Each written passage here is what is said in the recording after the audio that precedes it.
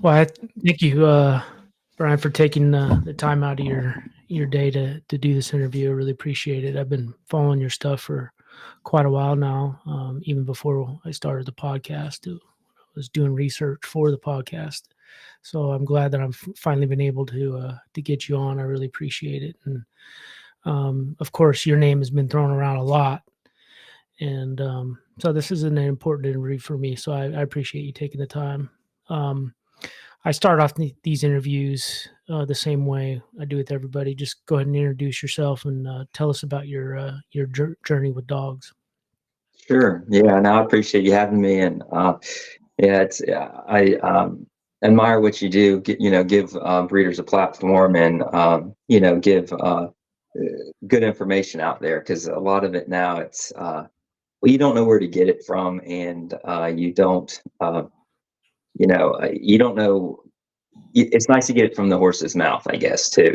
Right. It's you pick and choose what, but I'll start with my name's Brian Austin. I've been in the Staffordshire Bull Terrier breed for about 25 plus years, breeding it for about 25 years. I've been in the bully breed in general since, I guess, since birth. Probably started when I was born. I do have a brother too that we've kind of grown up into it together, and when we do the dogs ourselves. But I grew up in Florida, and my father had, American Pit Bull Terrier named Bocephus. And, from a little kid, I remember, we would play with that dog. And, I mean, it's funny because my dad said, we would watch him, give medicines to the dog, heartworm or not heartworms, I'm sorry, but wormers and so on and so forth. And we would, be poking the dog's eyes, pulling on its ears, putting pebbles in its mouth and holding it shut until it swallowed it. Uh, and because we'd watched our dad, giving it stuff before and just let us do anything with it. So, from birth, we were just into dogs. My father had always been, his brothers, and then it was the '80s, so at that time, I don't know. I think it was a lot different than now. Everybody had a dog, everybody had a backyard, and they wanted a manly man dog. You wanted a tough dog, so the pit bull was it. So all their friends had them, and we loved visiting them, and just loved dogs from the start. And so that obsession just grew, and I can remember we were probably um, I don't know, 7 years old or so, and my dad's the gentleman he worked for bred pit bulls as well. And I remember him saying, y'all want to go get a puppy. So we went over to his friend's house, and lo and behold, he had a couple of litters of pit bull puppies. And so each one of us, I have a twin brother, so each one of us picked out a puppy that we wanted, and we already had the plan, like you get a female, I'll get a male. I mean, this is 7 years old. And we got him, and I remember riding in the back of my dad's pickup truck, holding on to him until we got him home. We took out the water hose, and washed him up and got him clean. And it's just, from there on, we just loved dogs. From there, we got into a little bit of bird dogs, cocker spaniels and stuff, because we did a lot of hunting and stuff with my dad. Probably about 10 years old, we had our first litter of cocker spaniel puppies, and learned a lot about that. The mother was a terrible mother. I remember her, killing them, and just it wasn't good. So we had a bull terrier in between there for a little while. It was deaf, so learned real quick about, I guess, growing up problems and stuff dogs can have. And fast forward a little bit more, we got an Amstaff. We'd been wanting to get one for years. We were the typical, we go to the malls, you'd see the pet stores, we'd run in, look at the books, flip through them. We loved the pit bulls because they were the ultimate dogs. We saw pictures of the Amstaffs and the Staffordshire Bull Terriers in them, and just fascinated about the history. And I think more so the size we're starting to look at. We always liked bigger dogs as kids and stuff, but as I got older, that kind of played a little bit of a part. But anyways, we decided to get an Amstaff, and so we begged our dad. We looked in the newspaper every day. That's how we did it. Sunday newspapers, classifieds, and we found an Amstaff in Tarpon Springs, Florida. So I told my dad, like, let's get it, let's get it. We had saved up money from, mowing and this and that, So we were, I think, 13 years old. And I remember my dad and my uncle getting in the truck with us, and we're going to go, drive to get this Amstaff. And uh, first they're like, what are you getting? A bull terrier, Spuds McKenzie dog, whatever. And we're like, no, we're getting an American Staffordshire Terrier. And I flipped around the book and gave it to my uncle. And he looked at this, and he looked over at my dad and said, Scotty, these boys are out to get a pit bull. Do you know that? You're going to get another one. And they're like, what? And we tried to explain the differences and this and that.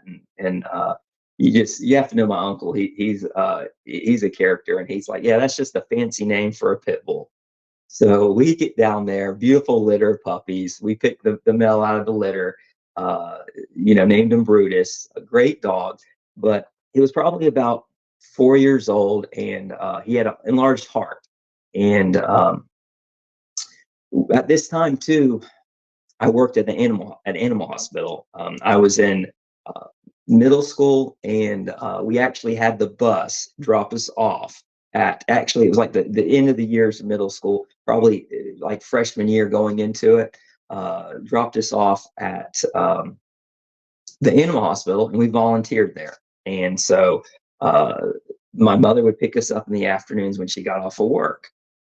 So we're looking at all these dogs and everything. Anyways, fast forward to the Amstaff. He had an enlarged heart, and suddenly died. We were working him. He would run and play and tossing a ball, and he just kind of made out a yell and fell over. And we tried, giving him CPR. We rushed him immediately to the animal hospital. Thank goodness we knew the vets there, so we were calling them on the way there. And of course, by the time we got there was no help for him. So I saw a lot of health issues early on, I think, in dogs, and maybe that kind of helped push me to where I am today. But I saw this Staffordshire Bull Terrier come in, and this was years before, probably 95 maybe or so.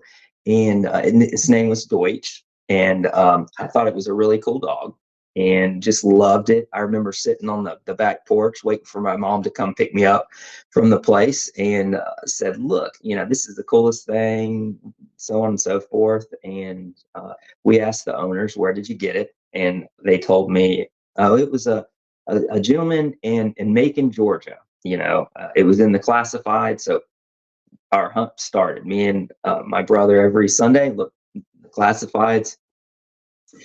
Finally, one came up, and it was a Staffordshire Bull Terrier, same gentleman. And we were fortunate enough to talk my dad into going down again. We couldn't drive down to get it, so we drove down, saw the yard, and it was Intrepid Staffs. It was, the dogs amazed us. And the Staffordshire Bull Terrier, like I said, it was a smaller size. And a lot of people will get on to me for saying this, but I've owned pit bulls, Amstaffs. I think they're real similar in type. At least what I was looking for, that loyalty, that dependable dog that you can get, and just, like I said, pour sand in its eyes, you could put pebbles in its mouth. Just really hardy with humans, just tough, and a masculine dog that's not going to back down from a challenge either. And I always felt that that's what that breed was, and the Staffordshire Bull Terrier was that, just a little bit smaller. And so we got our first Staffordshire Bull Terrier, and it was awesome. His name was Kudzu, Intrepid George's Kudzu, and he was. We named him that because we jokingly said you couldn't kill him. He was tough, like the vine here. Anybody that lives in the South knows that it kind of takes over, and you just can't kill it. It's just tough. Well, I love that dog, and I was fortunate that we had Intrepid Staffs. So I had several dogs over the years. I had Kudzu, I had Roxy, I had a few others, and it was convenient to where anytime, I wanted a new dog or something, I had a good breeder that I could go to. Well, I was looking to get another dog, and Kudzu had ran away. I had went on a vacation, family vacation, and someone was watching him while I was gone. He had gotten away, and long story short, I looked for a year straight, put up posters, checked it. At this time, I started a job and I was driving, and I would check the Humane Society on the way to work every single day, and I could never find him. I assume he was such a sweet dog, somebody had to have picked him up. So, I was looking for another dog. I called up Ken Hodgins was his name, and there was went down, and also I guess I should add our love for the breed. We just always loved them. So we would take trips down to Intrepid Staffs, and probably once a month, maybe every few months or so, we would go down there. And as soon as we got our driver's license, my brother and I, and we would visit the dogs, see the dogs. We just loved, we worked at the animal hospital at the time, and occasionally we get like free frontline and stuff like that. And we would bring them down there and give them to Ken, and just talk about the dogs. And so there was a really cool dog down there named Sensational Intrepid Floyd. And we just loved him, and we wanted, a dog off of him. And I'll never forget, and again, we were young and stuff. And we was like, we want a red puppy. We want a red puppy from Floyd. He was also a red dog. And I'll never forget, Ken said, okay. And so the puppies were born and stuff. And he said, well, do you want, the red puppy in the litter, or do you want the best puppy in the litter? And, from that time forward, I think I kind of matured me and fast forwarded to me into thinking, each dog, it's not, and sometimes the color that the best dog might be that red dog, but in the big, grand scheme of things, it's really, that's what you're after. You're after the best dog, not the dog with maybe the prettiest ears, or the best top line, or or so on and so forth. But you want the best one in it, and it might just happen to be red. But so we're going to purchase this dog from Ken, and this was still cell phone time, or not cell phone, I'm sorry, a landline. So we called him up, and no answer. We were supposed to get our puppy, and we ended up getting a hold of his son, and he had passed away. Unfortunately, had an aneurysm, and it was terrible, sad news. And so we ended up not getting a puppy from that litter, and we became closer to his son. We'd always seen him when we visited, but we didn't interact with him as much. But we started talking to his son and stuff, and at the time he had maybe 25 dogs on his yard. And I remember his son telling me everybody came, and we asked if we could get a dog. If I had a female named Roxy and I wanted to breed her to Floyd, and he said that's fine. So I brought her down. We got her bred. Ended up, the litter that we had didn't. She had two puppies, but it was a problem. She needed a C-section. Ended up, they both didn't make it. And so I just got her fixed. Again, I wanted to start off early. I felt if she couldn't have them naturally, she was a small little 23-pound bitch. And I think that, and just everything I know, mean a lot of things. But that definitely didn't help. And so, he had called us up and said, hey, how did it go? I said, she did take. She had two puppies, but they passed away, and so on and so forth. And he felt terrible. He's like, that's terrible. I wouldn't breed her again. If you got another female. I said, no, it's all right. I got her fixed. I explained it to him. And he said, I'll tell you what. He said, I remember you and your brother always were kind to my father, come down, visit. He said, when he passed away, there were so many people that wanted, the first thing they said was, oh, well, I want one of your dogs, not, prayers for your family, whatever, and so on and so forth. It was just, and he said, Floyd was one of the only dogs that was solely in my father's name. And he said, I'll tell you, I'm going to let you and your brother take him. And he said, just do good by him and whatever. So we took him, and we told him that we were going to get his championship confirmation title.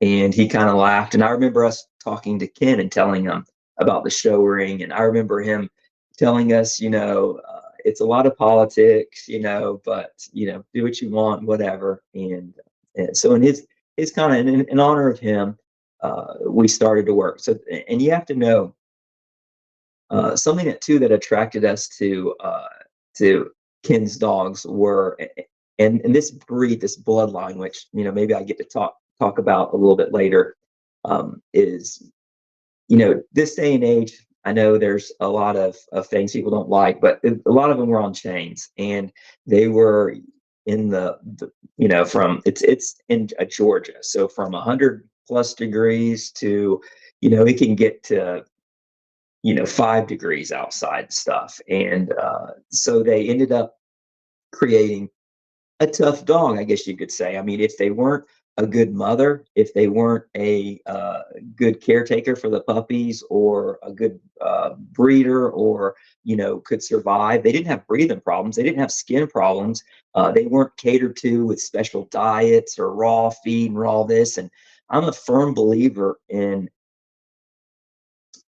dogs, especially this breed. They're tough. They should thrive on the minimum amount of stuff that you give them. And what people, you can give them special diets, you can give them $200 bags of dog food, whatever. But one thing I kind of look at is, I like to create dogs that more for the working class, and more for, and that's what this breed was, right? I mean, that's the way I see it. And I think there should be a breed that, I mean, they should be able to not have breathing problems, and skin problems and whelping problems, and be good mothers. And that too is a little bit different than, I think, the American Pit Bull Terrier, and also kind of pushed me towards that, because you can still find American Pit Bull Terriers that, that people say are man biters, and they're, or bad mothers, or so on and so forth. But the Staffordshire Bull Terrier kind of, put a little bit more, I don't know, just consolidated it a little bit more, to where it wasn't all about, let's say, gameness, or the toughest dog or whatever. I mean, that's still an important thing in the Staffordshire Bull Terrier. I believe it should be, you should have a rugged dog, and I think that's part of the makeup of it. But you also, they need to be good with kids, good with people, and and again, survive and be able to be hardy animals, not have riddled with problems. And the breathing issues that I see today is just crazy. But anyways, back to this. So he bred really healthy dogs, and we ended up getting Sensational Intrepid Floyd. This dog, he took him right off a chain. He was a little over a year old, and we got his championship title. And there was a lot of hate in the show ring. A lot of people thought they should have gotten it. So it quickly turned to, just negativity, and we felt it firsthand. And being young and going in the ring, and it felt great when we did win. And at this time too, I mean, I don't. It seems like the AKC shows now are a lot less, at least. Well, we couldn't nickel and dime points like I see some people do now. I mean, they have Facebook groups. Who's going to this show? Who's going to that? I'll bring 5 of my dogs. You bring, really start to see the politics in it. And again, I'm not against it. I think it's great. It's great activity for your dog and stuff. But I started to say, why do I need a judge to come in and tell me which dog is better? As a breeder, I think any breeder, you should be able to know if your dog has a bad top line, or a bad bite, or it almost seems like it's, what can I hide or get away with in the ring, or I mean, I don't know. But we ended up, so there was probably 50 something dogs that we would go against, and we would go in the busiest times, the biggest shows we could, because we wanted the most points. And we didn't have a lot of money. We didn't want to just waste our time either and stuff. And so we ended up getting his championship. And And like I said, a lot of people, you started spreading rumors or this or that, or he had, I remember one that he had one testicle and stuff, just anything, or he wasn't health tested, and his elbows and hips weren't certified. Well, we did all of that. We got his health, his elbows and hips certified. All of his health testing. He did have two testicles. I mean, it was just ridiculous, the stuff. And I guess they thought we would just, shy away from it or move on, or I don't know what it was, but got a lot of bitterness. And so that kind of pushed us away from the show ring. I did a little bit of weight pulling with him. And we've always been hunters and stuff like that. So we always, our dogs were like farm dogs, farm animals. I mean, just workers. I mean, they get on the four-wheeler, we'd ride. In Florida, we lived on a lake, so that we would take them down to go swimming and stuff, our dogs at the time. And so that's kind of how we, we did hog hunting. If we had rats or anything like that, we'd let the dogs do what they needed to do. So that kind of is the type of dog we had. And Floyd was all of that. He was a great dog, and he lived 16 years. And and like I said, he was a show champion, and we sired great litters from him. And then, we looked into getting other dogs prior, and the breeders were, it's like, this is a contract. Oh, you want a dog, you don't want to get them fixed. Well, you got to get them fixed. And we didn't do that. If Ken was still here today, I wouldn't be breeding dogs. I'll be honest with you, but I was like, this is a problem. You can't get a dog, that's the first thing you do when you call the breeder up is, are you going to show them? Are you going to, it's ridiculous. Instead of, are you going to give it a good home? I mean, I don't know. That's kind of the questions I ask people. Like, does it fit in your lifestyle? All this stuff. But are you going to show it? Are you going to, you got to get so many points, or, I want to be able to breed back to it, or, all this crazy stuff. So that's when we're like, okay, I still got a couple, females, me and my brother. And so we said, let's start breeding our dogs for ourselves. And that's kind of how we did, fast forward to now, 25 years later, and, we're still breeding dogs for ourselves, our family, and, our cousins and stuff have them, and uncles and aunts, and we're proud of it. And we have, I have what I consider the ideal Staffordshire Bull Terrier for what, for what I think it is, a tough dog. I see too many times breeders that are one way or the other, they're either all about show, confirmation, which again, it's not a bad thing.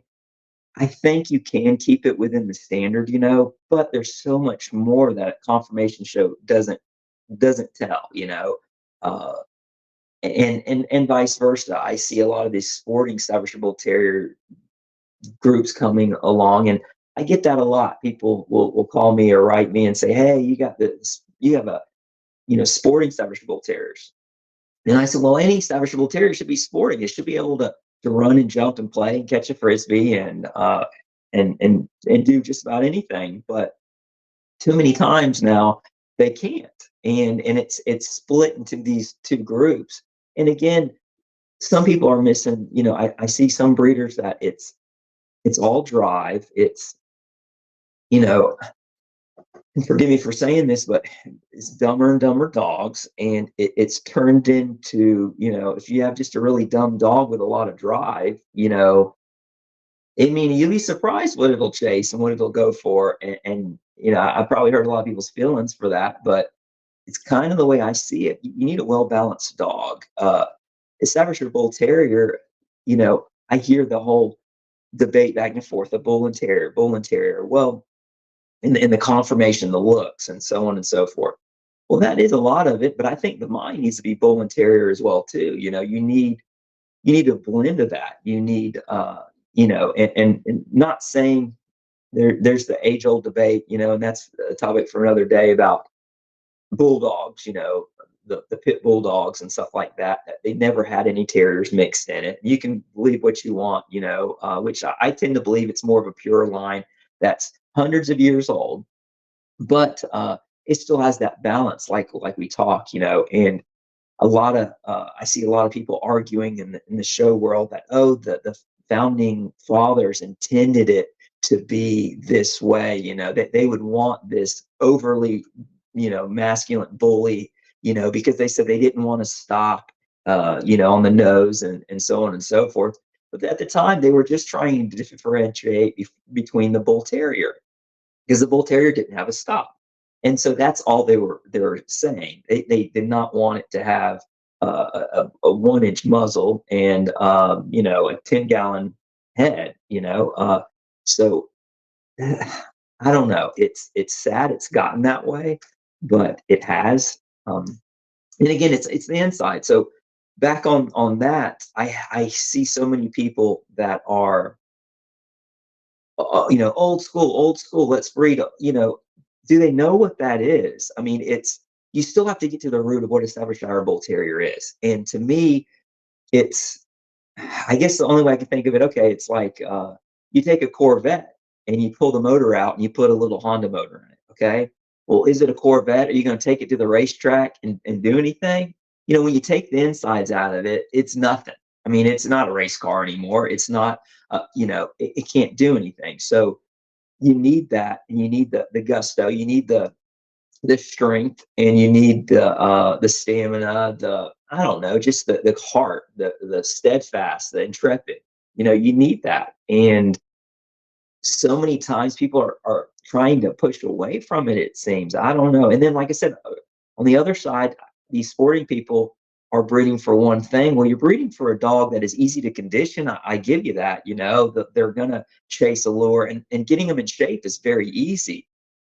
And I think it's great for the breed. It helps, the functionality of the dog. It can be a great tool to see if they have any breathing issues and so on and so forth. But at the end of the day, is it really a good determination to see and say, okay, well, that dog can, tug or whatever, then it must be a real Staffordshire Bull Terrier. Because I hunt some of my dogs, we go hog hunting occasionally, or, I have horses here. Groundhogs are a problem. And anybody that has horses knows you don't want one to fall in no hole. It break its leg, and that's my horse. So if when they wander in on the pastures and stuff, then it's fair game. So I let my dogs, take care of them, and that's something they need to. Dogs that can do some of this stuff, I don't see a correlation with. Oh well, this one can jump this high or do this, or I think the fast cat races the AKC does is wonderful, and it's good to get out and do something with your dog. I'm not saying nothing against that. That is great. But at the end of the day, for a breeder, I don't want a dog that's just the fastest running dog. I mean, is this a greyhound breed we're breeding? It's not. It's a Staffordshire Bull Terrier, and it needs to be well rounded. And I'm not saying it shouldn't be able to, but at the end of the day, it's not the main priority. There's so much more. For me, for example, I want a dog that is just well-rounded, can do a little bit of everything. But just because maybe it doesn't care for this toy or that, I have dogs now that they kind of get bored with some of the stuff like that. They'll run a treadmill or they won't, or they'll hang from a spring pole or they won't. But when I get them on a hog, it's you don't see any of that. You couldn't tell which one did what, because they all go straight for it. Some of them might not. And that's kind of how I base my breeding program on, if, and again, I know people, oh, that doesn't, that doesn't tell you this or that, or, you're right. But this day and age, it's a good, it's the best thing I think a breeder can do, is kind of put them in situations and kind of see where they are, if they have grit, if they, I've seen dogs go for the smallest little piglet, or are they going for the biggest hog, in the bunch? I mean, that tells me a lot. Are they, getting bumped and they're running, tuck and tail? I mean, I've a lot of dogs. Again, I see this where The breeding whole, I don't know. I guess mm, uh, it's just I see these pictures on here of a dog showing its teeth or growling, in a show ring or something, and them kind of boasting about, oh, look, I have a real Staffordshire Bull Terrier, old type. But again, that doesn't. I have a Cocker Spaniel. I've seen do that when that's a lot of that's fear. A lot of dogs won't even you won't even see their teeth, and then they'll grab onto a hog or the raccoons are a problem and stuff. You'll be surprised how tough a raccoon is, and it's a big difference when they get a hold of a raccoon and trying to wrestle with that. It can be a problem. So it's good to see that they won't fold under pressure like that and stuff. And so I kind of breed my breeding program around that, and of course as well as health. Um, some of them just don't make the grade if they're not a good mother, if they're not, I've said that a number of times, but I think that's important. Too many times, if this breed needs C-sections. They need, nurse, them to help nurse the puppies and stuff. I don't know. This breed should be the ultimate breed. I mean, I compare it to like the American Pit Bull Terrier. It should be able to stand on its own. And I don't know. There's certain criteria that my dogs need to check boxes, and it's a constant thing. People are like, well, "What is the one thing you look for?" I look at what dog complements which dog. I'm not going to just breed two dogs because of their pedigree. Pedigree is important, but at the end of the day, the dog itself is important. And if you're breeding just for a look, or a pedigree, then you know, you're not doing it right. You really got to consider everything. And then, maybe the two strengths on a dog, but you got to consider the weaknesses. And that's a big part of it.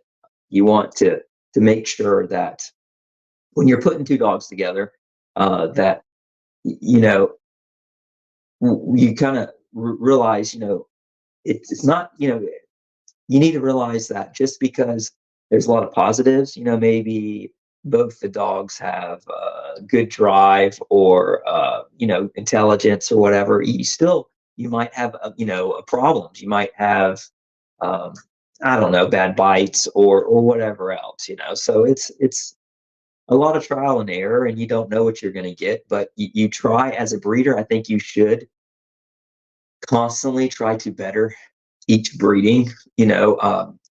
Like with stud dogs. I have several stud dogs and stuff that I use, and the best stud dog for me is one that can reproduce himself, or better, and that's what I want.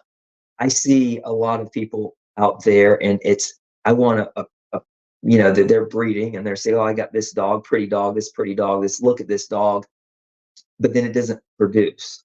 So that to me, that's a problem, and then it's funny because a lot of the times they don't keep anything from their breeding. So people will call me up and I tell them, they're telling me about this dog or that dog. I said, well, did he keep anything off of it, or did she keep anything off of it? And the answer is no, I don't think they did. I said, well, then why would you? Every litter I have, which again my wife might not like, but no, honestly, I do breedings when I'm going to keep something, and of course I can't keep them all, but and those are the ones I'll offer up for sale to people when I can, and try to find them a good home. That's important to me. But every litter I do, I'll tell you this: I go into it as this is what I want. So if I happen to get stuck with a whole litter of puppies, I'll be completely fine with it. I don't have to sell anything.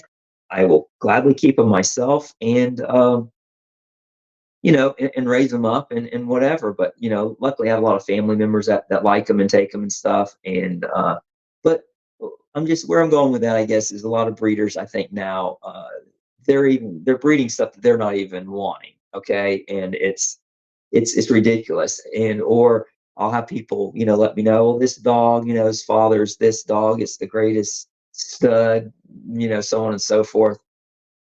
And then the dog, you do a little research, and it seems like it's having a bunch of puppies with cleft palates, extra dew claws and eye problems or hip problems, skin problems.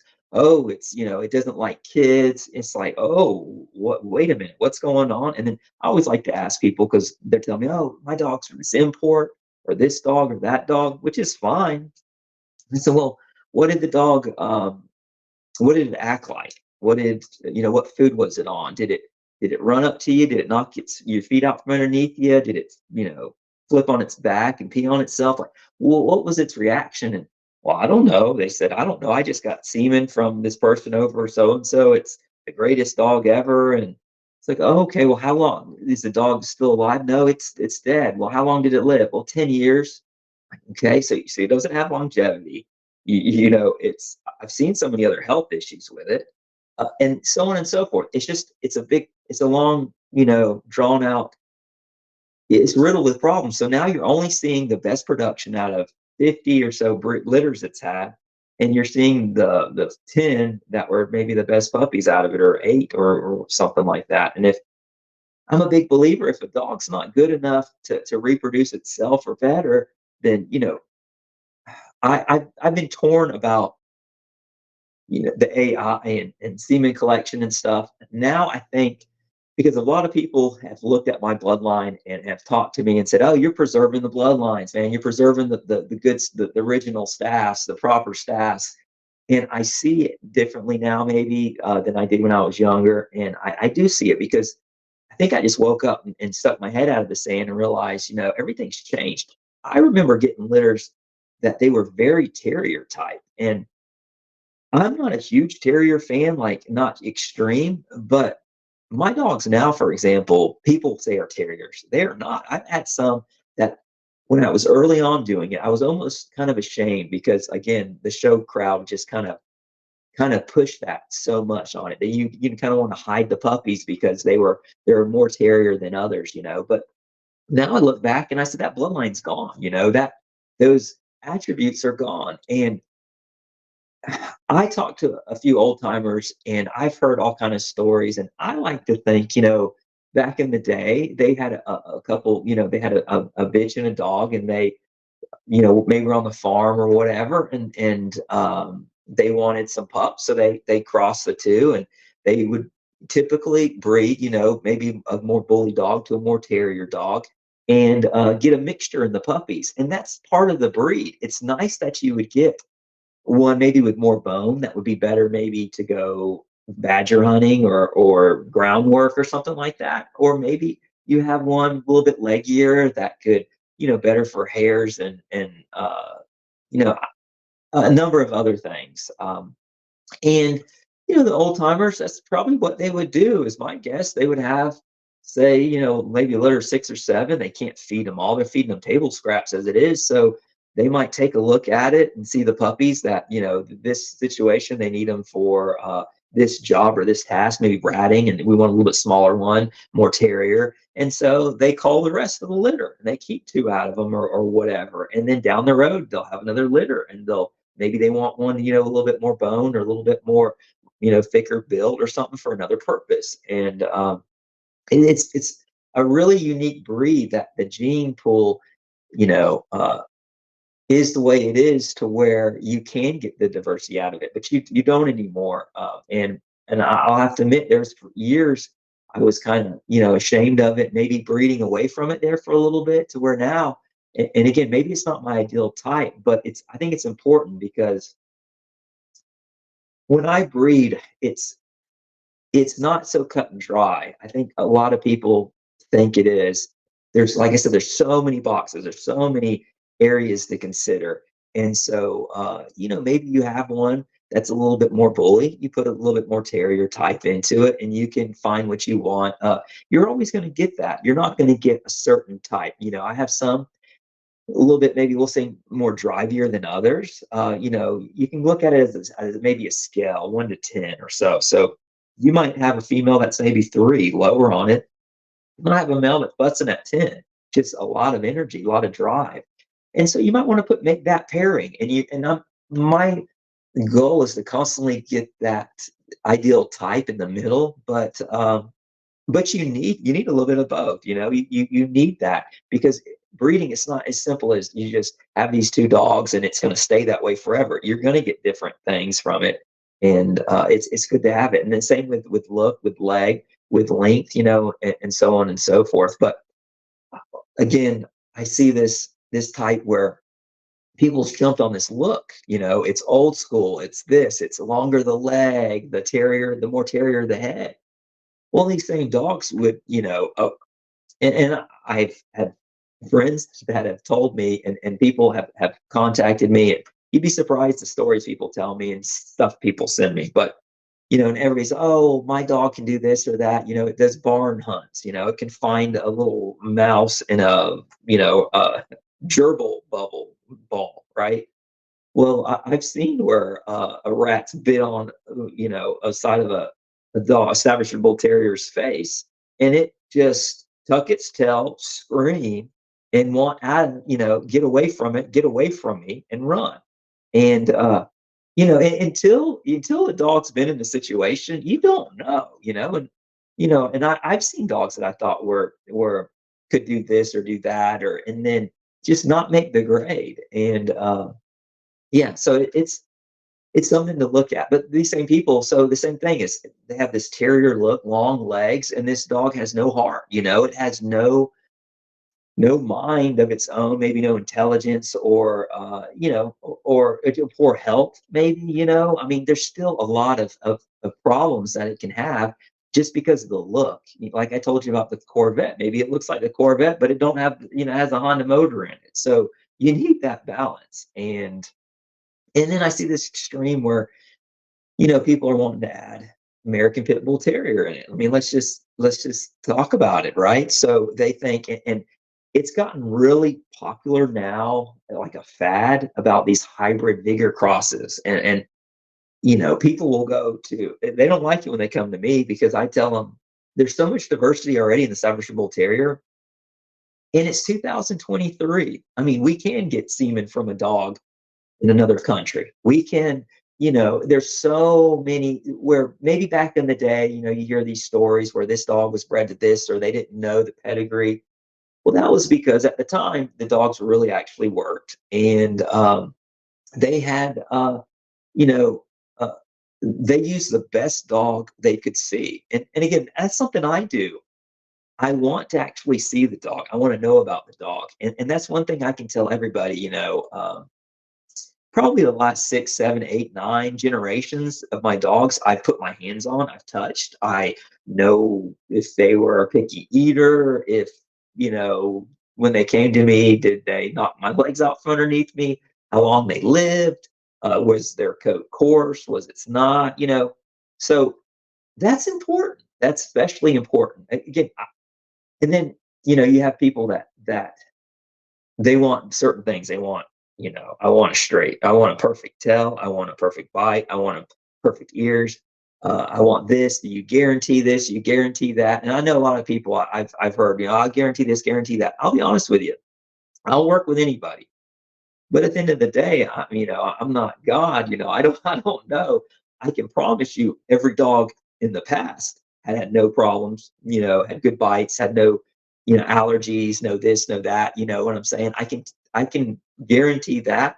But as far as, I tell them, the best thing you could probably do is find an adult dog that fits all these criteria. Because if I could, figure that stuff out on a 6-week-old puppy, then I wouldn't have as many dogs as I do, and I wouldn't have, dogs that just don't make the grade for me, and don't get bred. I mean, there's a lot to it, and I understand, like, people are, people, they want what they want, and it's so easy. And a lot of these breeders, I think, promise people the world, and that's great.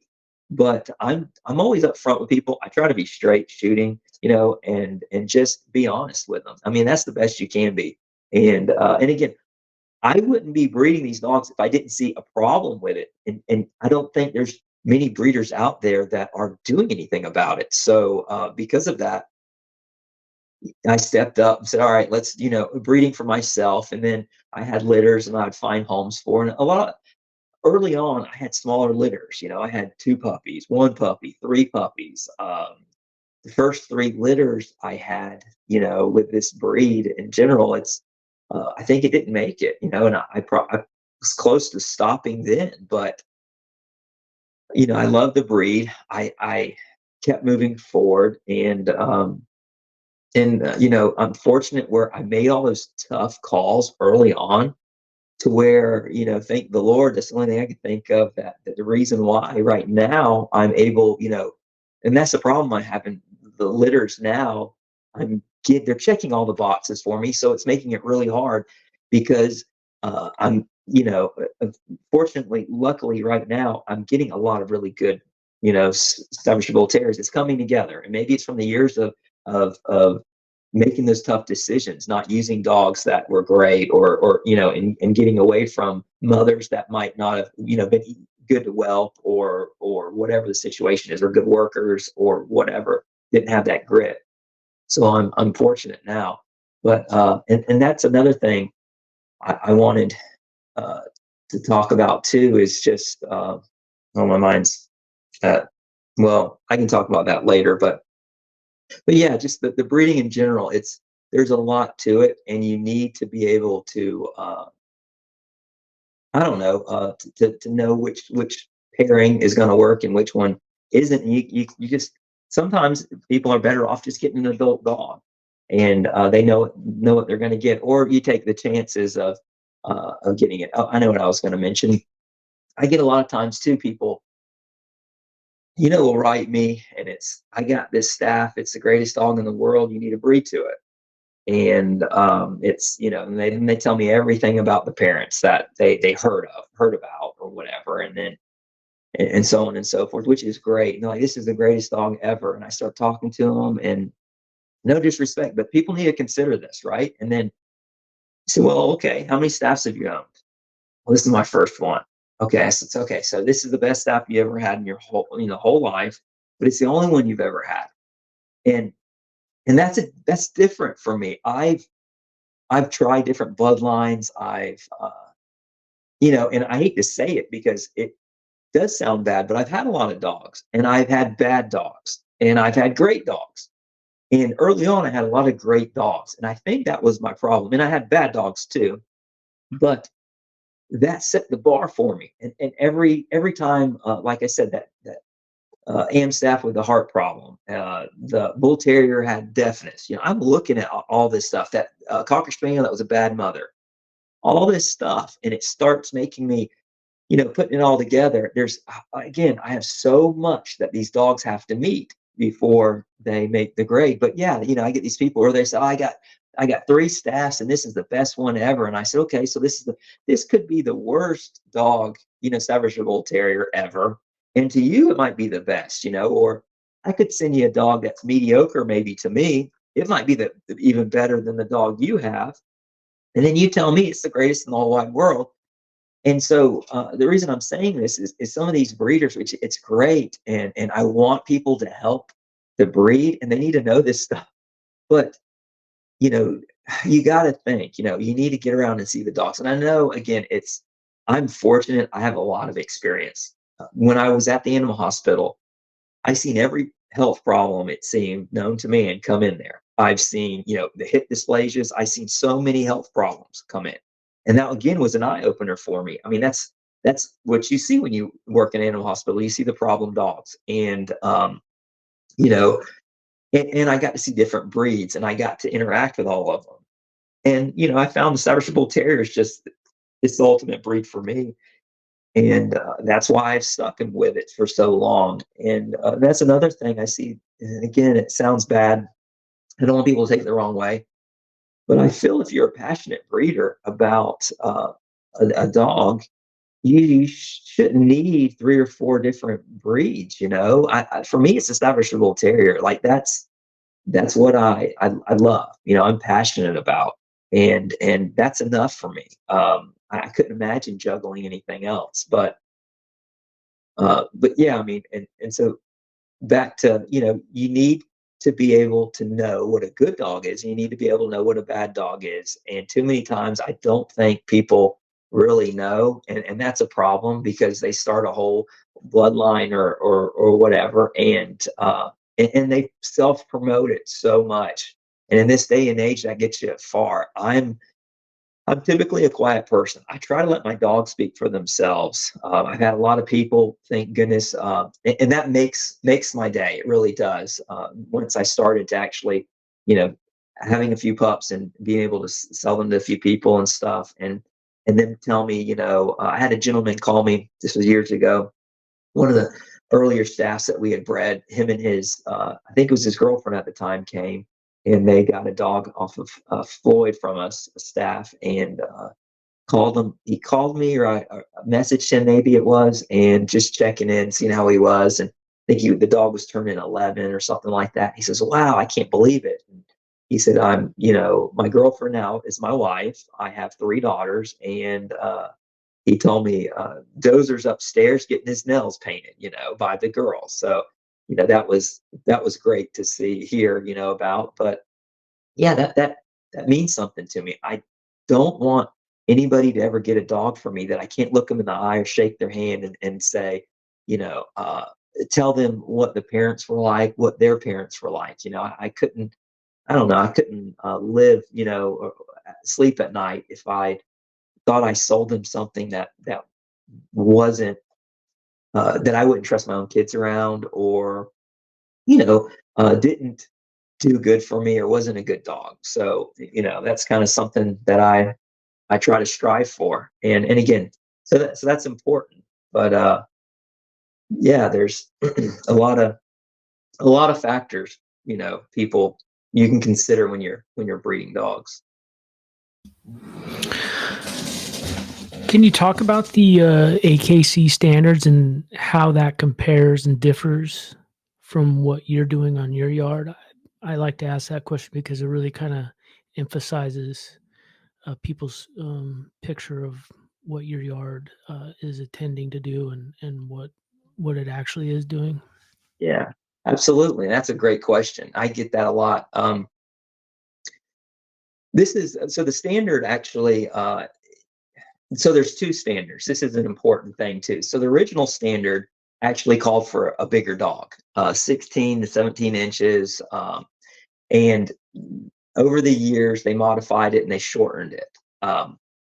Well, in that regard, they there's a lot of stuff that's talk about it. I really don't know the exact. From what I hear, it was the show crowd kind of pushing it into a box. Maybe there were some breeders out there at the time that had smaller dogs and they did better in the show ring, and so they wanted to kind of push that so they could fit in that opening. But as far as the AKC standard, it's simple. I mean, I guess the problem is the judging, and I shouldn't say that. So my dogs do fit the AKC standard, the weight and the height, and they the problem is when you go into a show ring, they don't have a scale for you to step on. I remember when me and my brother showed, uh, we had a number of dogs we showed, but I'll just use Floyd for example. He was a 35 pound, 36 pounds in shape, really good shape. So we'd bring him in condition. I remember the judges saying, "Hey, whoa, your dog you need to put some fat on it. You need to put some weight on it. If he was a couple pounds heavier, he'd do great." And of course, we played the games. We went and put some weight on him, got him, I think, to 37 pounds, something like that, 38 maybe, and started winning and so on and so forth. But he was the smallest dog there, and the weight cap is like I think it's 38 pounds for a male. The dogs there were 45, 50 pounds. Females were 45 pounds. So they don't follow the standard as it is. And that's kind of the problem. The judges are selecting, again, that'd be an easy fix. It's something you can actually gauge, even the height. The height is, what is it? I think like 13 and a half to, like for females, and up to, is it 16 inches, something like that. But dogs are a lot taller than that as well in the show ring. Floyd was 15 and a half inches. But again, they don't. measure them, they don't weigh them, which when you go back to this breed as a working breed, you start to think, okay, well, what difference does it make their height or their weight?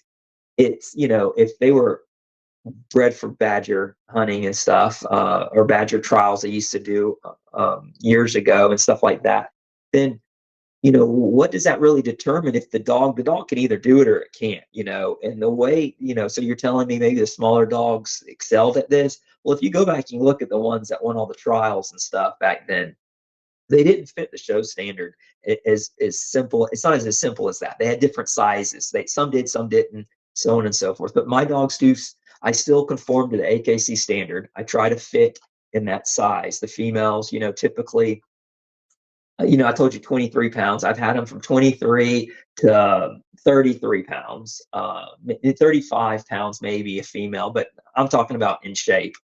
Males from 33 pounds to, I've had some 40 pounds, some 45. It depends. In condition, usually about 39 pounds. But again, same with so when you really look at the show standard and you start checking off the boxes, the ones that are winning are typically overweight, taller, which is funny because I see a lot of the working people say, "Oh, well, the show staffs are tiny little nuggets. They're thick. They're this or that." Honestly, I've been to shows. They're not tiny. They're like 50 something pound bulldogs. You know what I mean? Like they're thick, really small head. Tiny teeth. I breed. That's another thing too. Teeth just bothers me when they're real small. But anyways, yeah, so the breed in general, the standard's set. The problem is I think a lot of the judges don't know the standard, or or they have a preference over it, a narrative, I don't know, and they're picking the dogs that they like, and that's the problem. It's gotten to a popularity contest. But yeah, and there originally was an older standard. It allowed for fully pricked ears. It allowed actually for a slight underbite, and a number of other things that, again, it seems like a lot of the newcomers are avoiding and not talking about. Early on, the Kennel Club opened up and allowed quarter bull terrier crosses to be bred into the Staffordshire Bull Terrier. So the color bull terrier was created from a Staffordshire Bull Terrier, right? They added some of the blood and they got the color, and so they were using those half crosses to breed back to establish a bull terrier. And if it was a quarter bull terrier, they could still register them into the kennel club. And a lot of people don't know that. I try to tell people this. If they wanted a overly done bulldog, I mean, this is an English breed, is it not? Why didn't they use the English bulldog? That would have been real easy if they wanted to get this over done up look that you see so many of today. But they didn't. They used the bull terrier. And again, that might have been the reason why, if you read the standard, again, people will argue like where it talks about the stop and the nose. They will say in a distinct stop, this and that, and the measurements they try to come up with. And the problem is the people that are in control of the standard now, they don't know what a real working dog is, I guess. And you have to be careful when you say that because people take it the wrong way. This day and age, it's a dog that actually gets out and does activities, or can actually work, to kill rats, or badger hunt, or kill raccoons from killing all your chickens and stuff. Like, that's a bad thing. It's not. It's a good thing. But yeah, they don't know what a real working dog is. And one of the founders for the breed, Steve Stone, he actually helped with the sensational intrepid Floyd. He owned the sire to that dog, and I spoke with him a lot before he had passed away, and he was one of the founders. And the reason he got so many of, well, there was a lot of history, I guess. I'd love to touch about the American history of the working line of Staffordshire Bull Terriers, but he helped a lot of the early bloodlines of the imports in the 60s and stuff get the dogs registered to the kennel clubs. And he was a believer in a dog with grit, gameness, toughness, and all this stuff. And he was an advocate for the correct Staffordshire Bull Terrier, where today he would just, I know he'd be shocked as how far it's gone away from that. But that's the problem. The people in charge now have the narrative and they're kind of pushing it to this cartoon character. So yeah, so my dogs do fit the standard. That's what's funny. And again, I could take them to show ring, and if you're going just off the standard, I feel you can check all the boxes for them. But that's just not how it works. They might have one with a little bit more substance, a little bit bigger bone, but does it move? Does it float? Does it? They need to be light on their feet, and that's another important part. And again, can they work? I don't know. I mean, what have they done? Uh, you can argue, nothing, but I don't know. It's just a look, which is again, if you're going to do that, then make sure the health is there. Make sure it can breathe. But I don't know. I mean, even put a tennis ball in its mouth, see if it can run and not pass out. It's I don't know, it's crazy. But yeah, so a lot of the dogs winning today don't fit the standard, which just blows my mind. It's unbelievable. But Steve Stone was a founder, and he did a lot for the breed. And unfortunately, that's the problem. I think a lot of the old timers have gone. And that's the reason why I'm doing this interview. To be honest with you, I want to step up and try.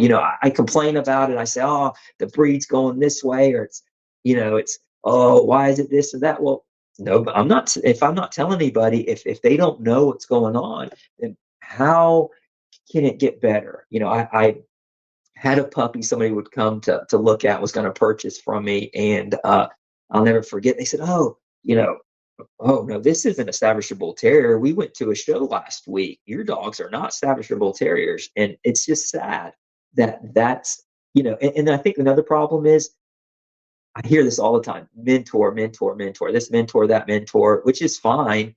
But a lot of times these mentors have been breeding for 5 years and they don't even know. They're regurgitating what somebody else told them. They hadn't even read a book on Staffordshire Bull Terriers. Like, read the history. They were bull baiting, they were badger hunting, they were fighting dogs, they were all of this. And then you get the people that want to change that, or they want to ignore that, or they don't even know about it.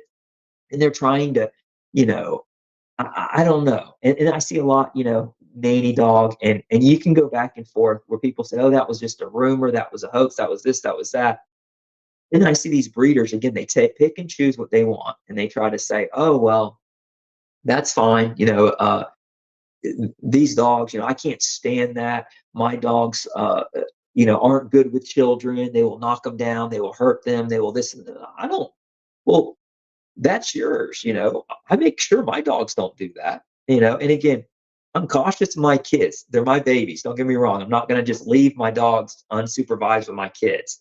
But at the end of the day, I trust my dogs with them, and I'm not going to breed a dog that I think wouldn't be good with them, or wouldn't, would do something to hurt my kids. And that's just lowering your standard. I had touched briefly on the pit bull thing. Like, a lot of people are trying, I think now are mixing in pit bull and stuff and thinking this is okay. And that, oh, well, the old timers or like, these vigor crosses or whatever. That's wrong. I think there's enough of the blood diversity that you can just, that's where I was talking about. You can get dogs from here or there, or work with it. Um, and pit bulls, let's take that for example. They don't add dogs to it. They don't add, oh, let me add a Malinois or something. No, it's been a pure line for years, hundreds of years. Okay. If anything, people add pit bull.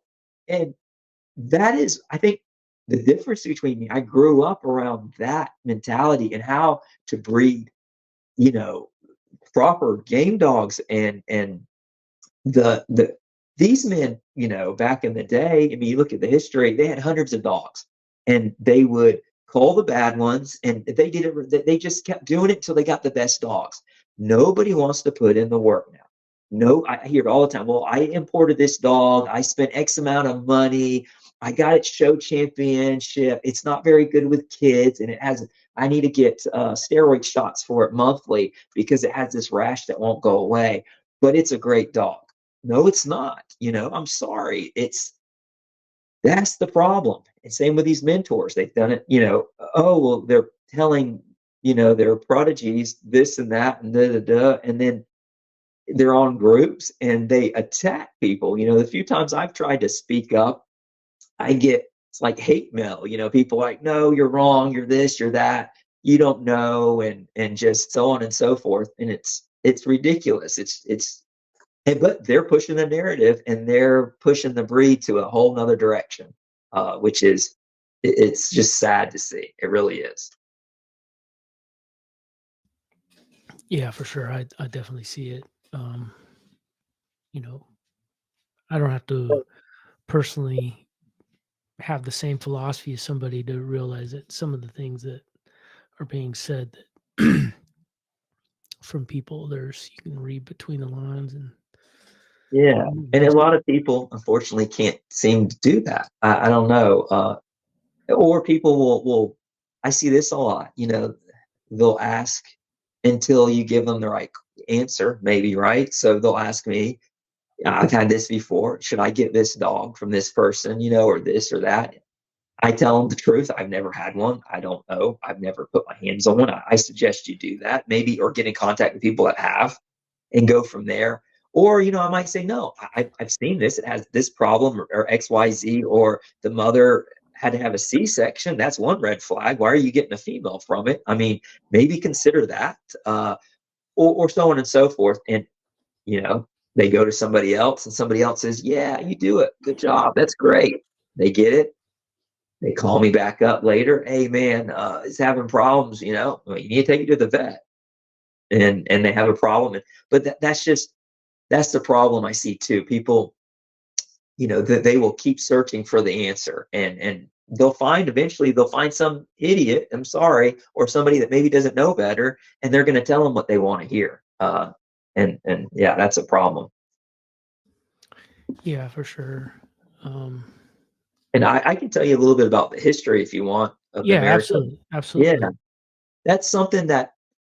Well, for one, I'll be honest with you. A lot of the old timers, in this breed, they keep to themselves. They've kept to themselves. That's kind of, that's how it's always been, maybe.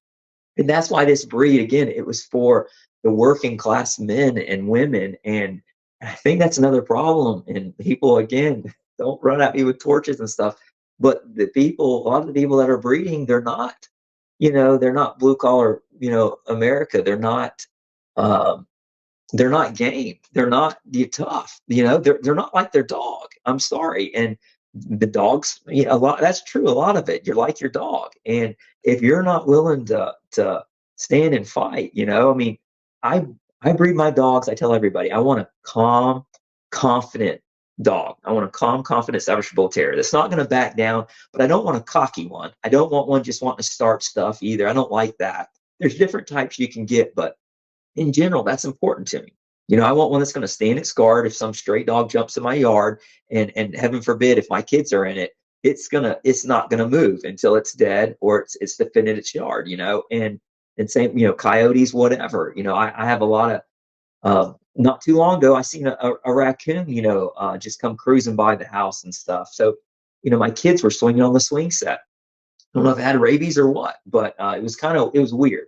Anyway, so thank God I have my dogs. But again, yeah, it's a problem, and I too many times I see it. But back to like the history. So these men, they kept them on chains. They fed them, old Roy. I mean, I'm not gonna lie, they fed them, but that was good for the breed.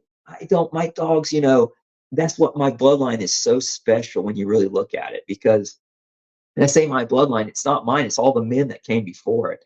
Uh, my dogs go back to like Pete Sparks, Joe Orday's. So from the 60s, I think it was 64, uh, Pete Sparks imported from Ireland some dogs and stuff, working staffs. And let me touch on that real quick too. The Irish Staffordshire Bull Terrier, I hear this a lot, and there's a lot of misconception with it, because it used to be a good term, but again, the internet and everything, everybody's like, oh, it's just another term for a pit bull, or a mixed in pit bull, or fake papers or whatever. No, it's not. The Staffordshire Bull Terrier breed came from England, right? So it was just English show lines imported to Ireland, and The Irish, man, they worked their dogs. They put them on Badger. They tested them. They made tough dogs out of them. And the ones that made the grade, they bred together. And that's what the Irish Staffordshire Bull Terrier was. It was the dogs that they had imported to Ireland, worked, made the cut, and they bred for working ability. It's as simple as that. It's not rocket science. It's not. So it's a bloodline now. So anybody that has that older bloodline, it's very few do now. You know, but they ended up a lot of the old blood. They ended up turning their noses up to the kennel clubs and refusing to register dogs. And there's just a lot to it. Fortunately, in the United States, we had Steve Stone. He was a blessing to it. He was friends with Joe. He was friends with uh, Pete and some of the others. And Al Brown actually had some staffs too. And so they imported it over to the United States because they wanted to add it to. They were big time game dog guys, and so they had pit bulls on their yard, and they wanted to add some blood to their pit bulls. Well, Steve made sure that these dogs were registered as established bull terriers in the U.S. Took their pedigrees, made sure everything went over to the AKC. Thank goodness he did. He had done that. So Pete had done a few breedings and stuff. Some of the dogs behind mine go directly to Rocket and a few others that he had. Some of the foundation dogs to the Dynamite bloodline, which also the Intrepid line carries to this bloodline. Since the older sensational dogs, the Tompkins bloodline. And so anyway, so this bloodline was brought over, and these working dog men had them, and the same thing, they tested them, they made sure they were working dogs. They were again, on chains. They survived the weather. They survived on basic dog food, I would imagine, and again, years down the road, trickled down to where I have them now.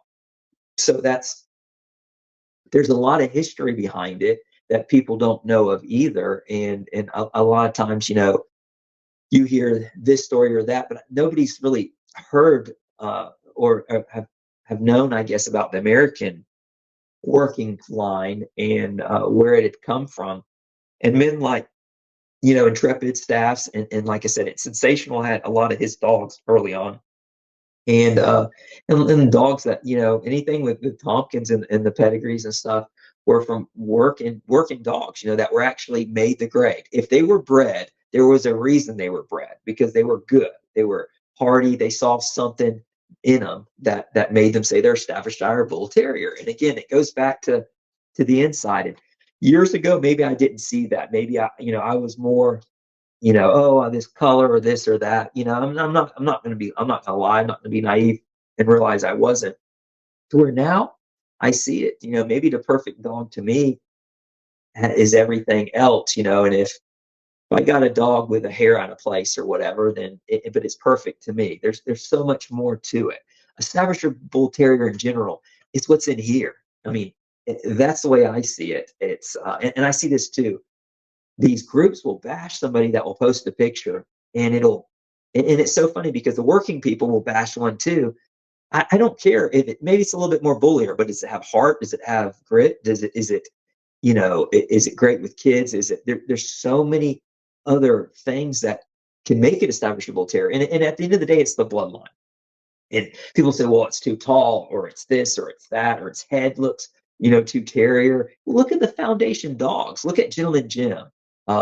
Jim the Dandy was supposedly the standard, the poster boy for the standard. That's what they took the standard off of. None of the dogs today look like that. You can look at my yard and see, again, you'll see that type.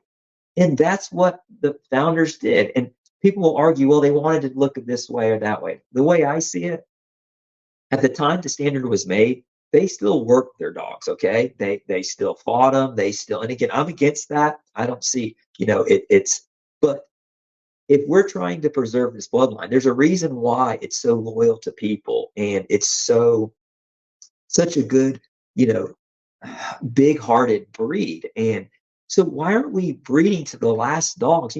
There's record of these Badger dogs too. They started doing the trials and stuff. I don't know if you see, I have a couple trial certificates that I've got, And again, these were dogs that had to go in a hole, and they had to go face to face with a badger, and they had to not make any sound, and they had to grab hold of it. And I mean, these were good, tough dogs. Why aren't we looking at this, what these dogs look like, and focus on the breed standard with them? Because there's a record of these dogs and their heights and their sizes and their looks. And I mean, I don't see any that were doing this that look like today's dogs. And okay, well, people can argue, well, these dogs are better today. It's ridiculous, the stuff I see online. Well, then let's see it. I want to see. I take mine hog hunting again. Hog hunting isn't the same or whatever, but it shows me a lot. And let's see, can your dog? I don't know. I don't think it would be good. A hog would probably hit him once, but again, you don't know until you try.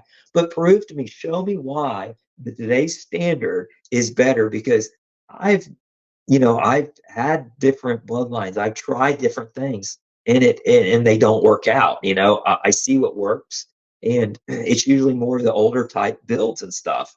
And again, it's what's up here too, and here, something that the confirmation ring, can't show you. But with American line, again, goes back to these really early Irish imported dogs, and men owned them that knew what to breed for, those working type Staffordshire Bull Terriers. And again, and they did us a favor, look at it how you want, but the strong survived, the strong, made it. If they had skin problems, I imagine they didn't last long. I know if they were bad mamas, they would find them a home, they would get rid of them. And because they didn't have time for that, I mean, and uh, it says a lot about the breed, where a lot of these dogs now, they didn't come from that. They need help delivering. They're not good with kids. They're not functional. And then I hear the argument. I got to say this too. Well, my dog did a lure course. Well, my dog, and again, it's not about speed or anything, but it sounds terrible. But I tell you, I mean, a dog in a wheelchair can run a lure course. Okay, that doesn't prove anything. I'm sorry, and I know that sounds bad. Now it shows maybe some heart or whatever, but and then too, maybe my dog's the fastest, or my dog. Well, that's great too, but again, maybe the dog that tripped up and that got back up and that kept running, or the one that maybe that struggled a little bit more and didn't quit. Like, that's more what I'm interested in. That's what I want to see. Maybe the one that got hit by the hog, maybe didn't catch the biggest one, but it got hit pretty hard, got back up, and still kept going for it, and then got hit again, and then finally got a hold. Like, that's something. I don't know. That says a lot. That dog is a little bit more, as far as breeding. That's the heart, the not something that just comes easy to it. It got a lucky hold first time. Uh, yeah, it's like the badgers. You're not grabbing the badger from the back end and pulling it out of a hole. It's grabbing it on the head, man. Like, you got to be a tough dog to do that. People's lost sight of what that breed is. But yeah, the American lines, go to that. It's one of the oldest lines, I guess you could say today. What would be in the USA? Now maybe there's another, but for me, for real Savage Bull Terriers, the Dynamite line started in the '60s, and I'm friends with the breeder now, and I mean, that's 60 years ago, I think it's been. But the dogs look just like they did back then. Actually, I think maybe a little bit better in general, But yeah, that's there's a lot to be said. Now it's let's get a dog, let's breed it, because I got all this money and time invested, and then let's push it on people. Nobody has any thought about it. They're just kind of chasing a look or chasing what's popular in the show ring. Again, we need to get back to what works. But you're not going to find that, because I don't know many people that actually do. And a lot of people just want to sell you dogs. And it's unfortunate too. I have people that, where they want to get a hold of my dog and they just want to breed. They just want to breed. They want to try to capitalize and make money on it. And I'm not about that either. I mean, I don't know. Uh, it's a good it's a responsibility, a big responsibility to have. And you can easily ruin a bloodline as fast as you can, I don't know. It is what it is, but Yeah, but the American history is super interesting, as far as how it's come. So, and also something important to mention was early on, the dogs that were imported, the Staffordshire Bull Terriers, were dual registered.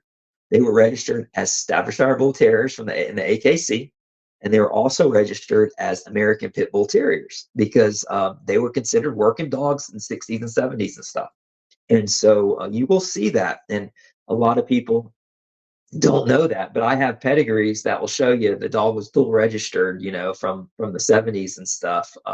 As American Pit Bull Terrier and as a Staffordshire Bull Terrier. So you could breed a Staffordshire Bull Terrier to a Pit Bull and get it registered as a pure Pit, but you could not breed. So I don't want people to get it mixed up.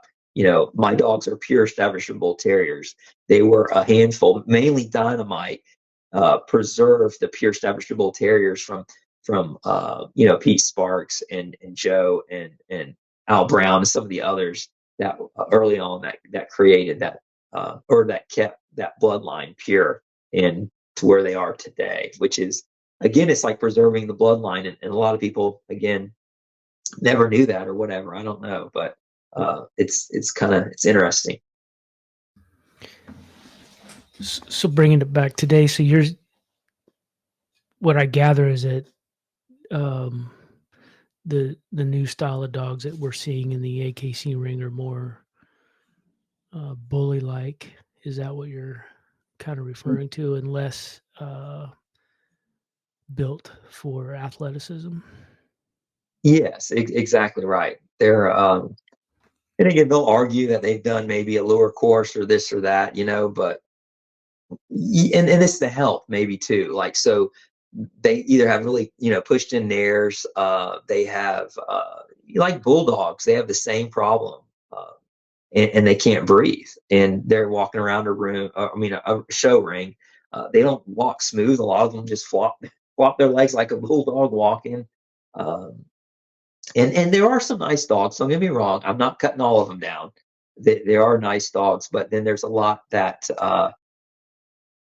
But in general, they're overdone, cartoonish. Their forefront is really smushed, more like a bulldog, and they're really short backed. I see a lot of that too. And from my experience, a little bit longer back seems to move a lot better. Seems to just do a lot more capable dog. But yeah, in general, they're just they got small teeth, typically smaller forefront nose, bigger head. A lot of them have really bug-eyed eyes too. It's crazy. I just can't.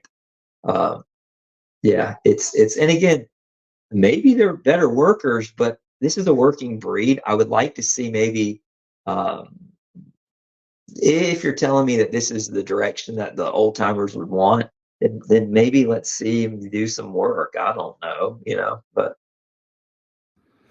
Yeah, as a layman and somebody who doesn't identify as a working dog person, even though I definitely admire people that are preserving that and actually working their dogs. I really do. I enjoy listening to it and having conversations with people that do that stuff. I think it's important, and it's part of the canine culture, and it's also part of our Western history as too. Is dogs meant a lot for us, European type people, and I like hearing about that kind of stuff, especially like you said, the working classes. yeah, no, it's important, And and one of the things that I see is what, like you, I see the bullier dogs, and I see the dogs that kind of have the pug face, and then I see the dogs of old, or dogs that are more come from athletic lines, and I always look at dogs like Staffordshire Bull Terriers and American Pit Bull Terriers as the combination of two of the best of the both of the worlds, the terrier and the bull, and you put it together. And like you said, you're striving for that middle right, ground. I really like that. I mean, even though that yeah, I'm a bulldog and I love bully type dogs, I just do. I love them. They just fit my personality. But I mean, I also like the Staffordshire Bull Terrier for its size and the fact that it is two worlds into one. and it was bred for a purpose, and that purpose was multiple faceted, but had to do with strength, grit, power, heart, all those things. I think exactly what pushed me to the breed and what I fell in love with. It was still small enough that you could take with you and stuff, but big enough to where it can handle jobs, tasks, and like you said, it's that balance. And I think maybe that's where people's forgotten what a real terrier looked like. My dogs have classified maybe more as terriers. Where in general, back in the early days, I mean, the ones that people have seen winning, even in the 60s and stuff, they were probably the bulliest ones out there. And that's why they were putting them up. Because I can show you tons of pictures of real terrier looking type that were not selected. And that's fine. And again, and I agree. I like maybe a little bit more of this is what I like. I like my males to be maybe a little bit more bullier and my females to be more, because I believe they should be more feminine. You should be able to look at them. This is a problem, and it was, you should be able to look and say that's a bitch or that's a dog, and if there's confusion, like these, and it's gotten popular, they call them she-males or whatever, these staffs they look like males. I mean, I don't know, you can't tell the difference between, actually some of them look bullier than my males. It's ridiculous, but I don't know, and that's how it used to be, and that's the way I think it should, but it's the balance, and you're absolutely right. I keep some dogs maybe a little bit more terrier than even I like. But the reason, again, is like I spoke.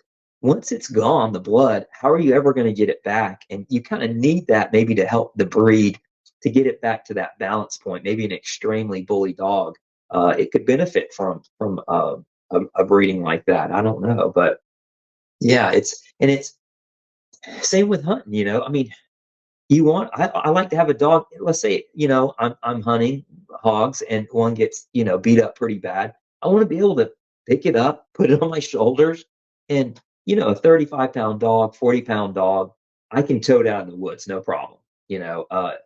Anything bigger, it starts to be, it's a hike, right? It's not as easy. And that, again, that's just the part of it. They're that perfect blend to me, that perfect size, and have all the heart in the world that think they're 100-pound dog, and they're sweet. Mine are sweet with other. Again, they're not unless it's a challenge. I have had Chihuahuas for years and stuff. My parents did, and they would get along, play together. Loved. I have a little rescue dog that we got, a little terrier, and they love my dogs. They play with them, run around. They don't bully them. They don't. I see that. Oh, my dog. I get the opposite. People like, oh yeah, you breed old dog. Me too. My dog wants to kill cats and this, and that's stupid. Okay, I don't. That doesn't mean nothing. My dogs love cats. I mean, it depends on how you raise them and this and that too. But yeah, I mean, it's people have the wrong idea of what really makes this breed solid, dependable, and it's the balance of the bull and terrier, and it's easy to lose. It's easy to lose. You can have a dog that is confident, like I said, and not cocky, and not and too much the old type, I guess, the preservation, whatever, you can call it, that I'm trying to do is keep the original type, but it doesn't have to be.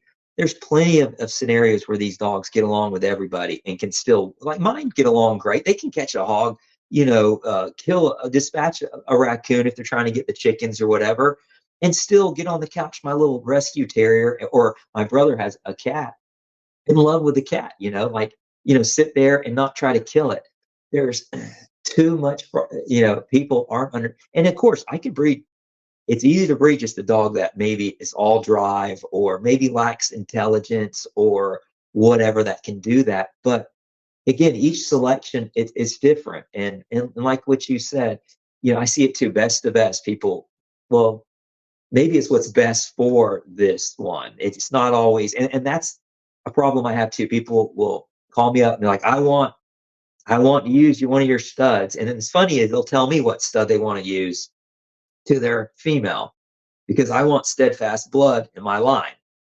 Well, okay, why? like what's the weaknesses, what's the strengths. Let's talk about this. Well, why do you, because I want steadfast blood. Well, that ain't gonna do nothing if the weaknesses are the same, or I'm no fool, every dog had, usually has something that you can improve on, period. Okay. Or, vice versa. Maybe it's just too much of something. You got a really high strung dog. Why are you going to want to breed to my high strung dog? Like that ain't going to help either. So you need to know what you're asking for and what you want, and what you're after. And too many times people don't. They want to sell puppies. They want steadfast in it. Or they want this working. I want this drive, this drive. There's a place for everything. Maybe if I want a weight pull dog, I would do that. Floyd was a good dog, and let's go back to the show. I think the confirmation. One of the reasons why I took Floyd and I got his championship confirmation title was because he was an all rounder. He did weight pull. He was confirmation champion. He caught hogs. He, was a worker. Like he was great with kids and with smaller animals and stuff, and he was just a tough all around Staffordshire Bull Terrier. And I wanted like to solidify that you can still have that show champion that can do all that too. I mean, you can have the best of both worlds.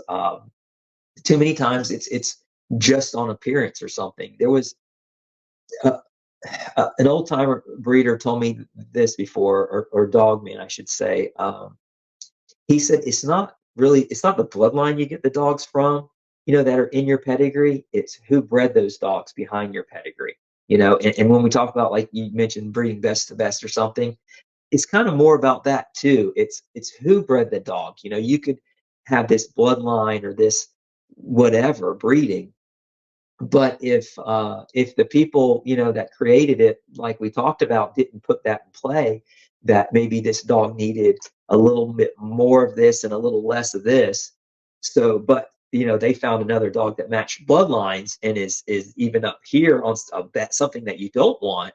Well, they just magnified it, right? So you don't want that, and so there's a lot more. It's a lot harder than people think. It is, but it isn't. I tell anybody, sometimes you just, the best advice I had gotten once from Ken was, I was asking him this pedigree and this dog and this lines up, and what about this? What about that? And he told me, well, try it and find out. I don't know, and sometimes you got to do that, but you need to do your homework. There were some breeders back in the day. I remember my brother and I, there was dogs that they had bred, and we were like, this is the greatest. I'm a big pedigree guy, so I'm trying to find the formula. I'm like, this is why they did this breeding, because of this. Years later, we got Facebook, so I'm reaching out, I'm talking to these people, and I ask them, and it was an accident. They just bred, they just got together, and it's like my bubble just popped. Like a lot of these people out here, maybe I'm a little too involved, too thinking too much on this stuff, because a lot of people don't think like that. It's an accident, or it's, well, because they were both red dogs, I bred them, or because they were the only dogs I had, or because this dog was a champion, or so on and so forth. But like I said, Floyd did all of it. He lived to 16 years old, longevity. I have him in my pedigree. I'm line breeding to dogs like him. And so that says a lot, where other people look at that. Longevity is an important thing, not just dog got a show title. It lived its life in a crate, went around a show ring, never seen any real work, and it died at 10 years old. That's doesn't sound very good for this breed. Not when, Yankee Staff is a popular, bloodline established bull terrier, Nancy Malik. She did great things for the breed, but she's passed away now. But just a knowledge, a wealth of knowledge.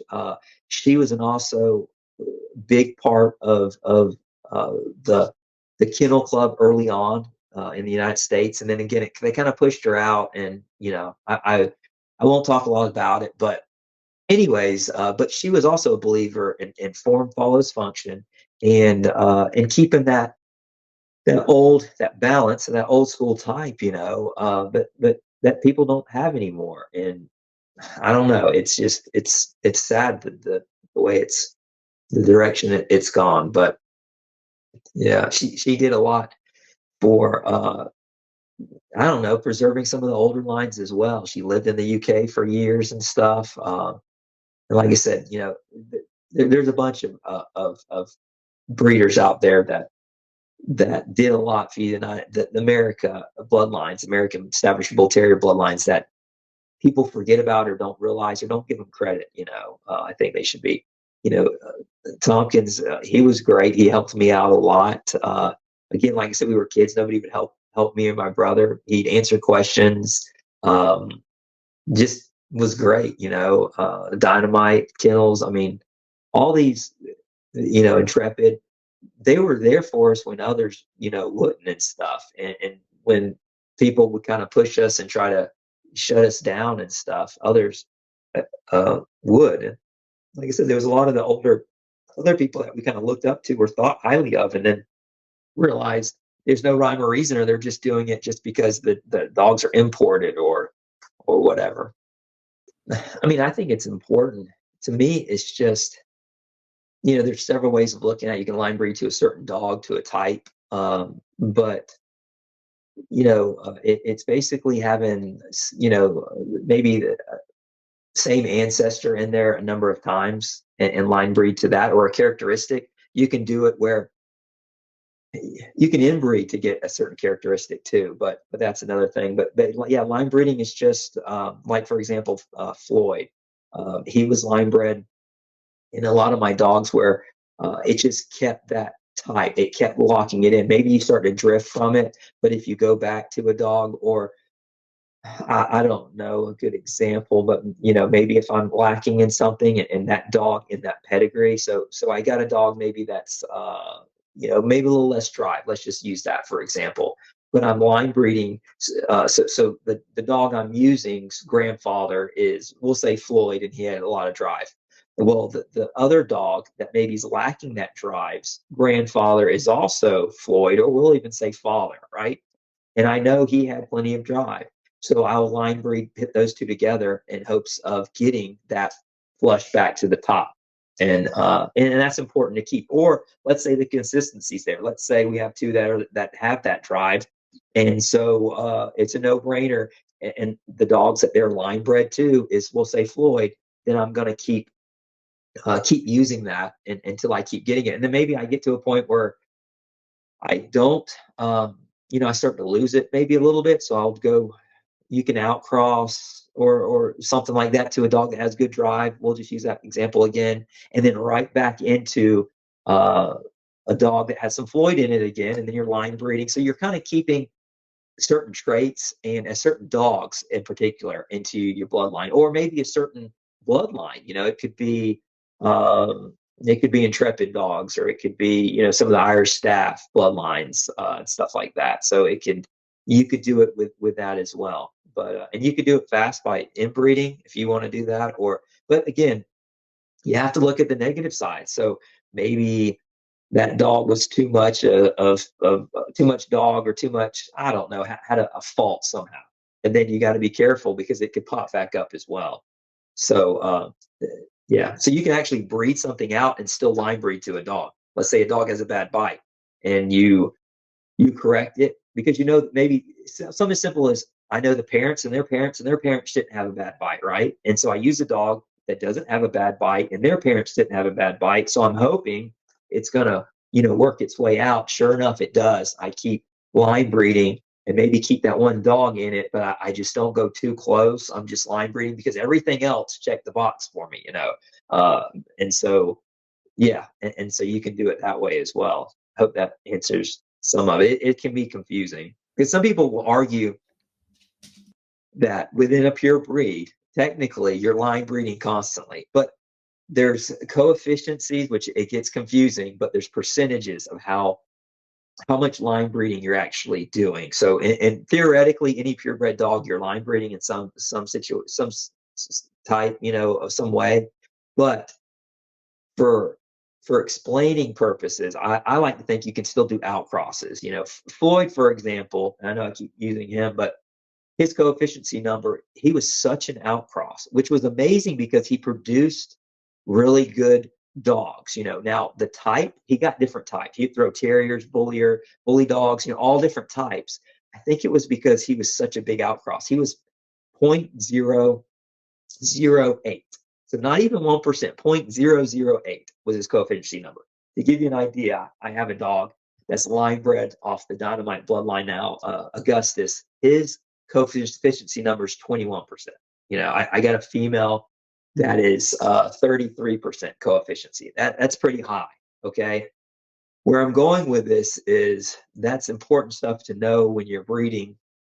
Early on, I didn't factor in all this, so if I was going to inbreed to a dog, I would inbreed more so maybe to Floyd because he's such a low coefficient. So he's like an outcross when I take him to anything in general. And you could inbreed, whereas you take a dog that's 33% coefficient, you might not want to breed back father-daughter or something like that. I mean, I don't know, but I probably would not stay away from it. And again, and maybe that's why when I bred Floyd, even half brother, half sister, what was amazing, he always put his stamp on the dogs, meaning the temperament was always perfect. Like, not was as close as perfect as you can get in general. The majority of the litter were exactly how we wanted, but the types still vary. But I'm glad I had him in a lot of ways because I was able to pull the type that I like out from the blood and then line breed to that. So there I pulled dogs that were ideal to me that still had everything and then, looked like him and then move forward, except, so that's kind of the ways to do it. But you got to consider how line bred a dog plays a very important part on influence. Not always, but if you do make a breeding to a dog that's scattered, and it's not scattered, a mutt is scattered, but let's just say for talk, a really super low coefficient, so a really, really, really low line bred dog, then you would want to use a dog with a lower coefficient, or at least I would in general, because you have more genes in that dog. The lower it is, the higher it is, the less genes, the more consistency you have. Yeah, it kind of answered my second question, but I'll ask it anyway. When is it appropriate for you to look for an outcross, and what makes you that decision? And how hard is it, or how easy is it, or what does that mean to you? Yeah, it's different for everybody. It's different for every situation. But I'm constantly always looking for something that might help. You always got to think like 4 or 5 steps ahead in breeding, or at least. And over the years, I've tried different dogs. I've gotten some that I've raised up to 3 years old, and then I just like, yeah, I'm not adding this to my line. I don't like it. And so that's kind of what I've been doing. And trying to get something that complements it. That's my goal when I look for an outcross. I want something that the traits are the same.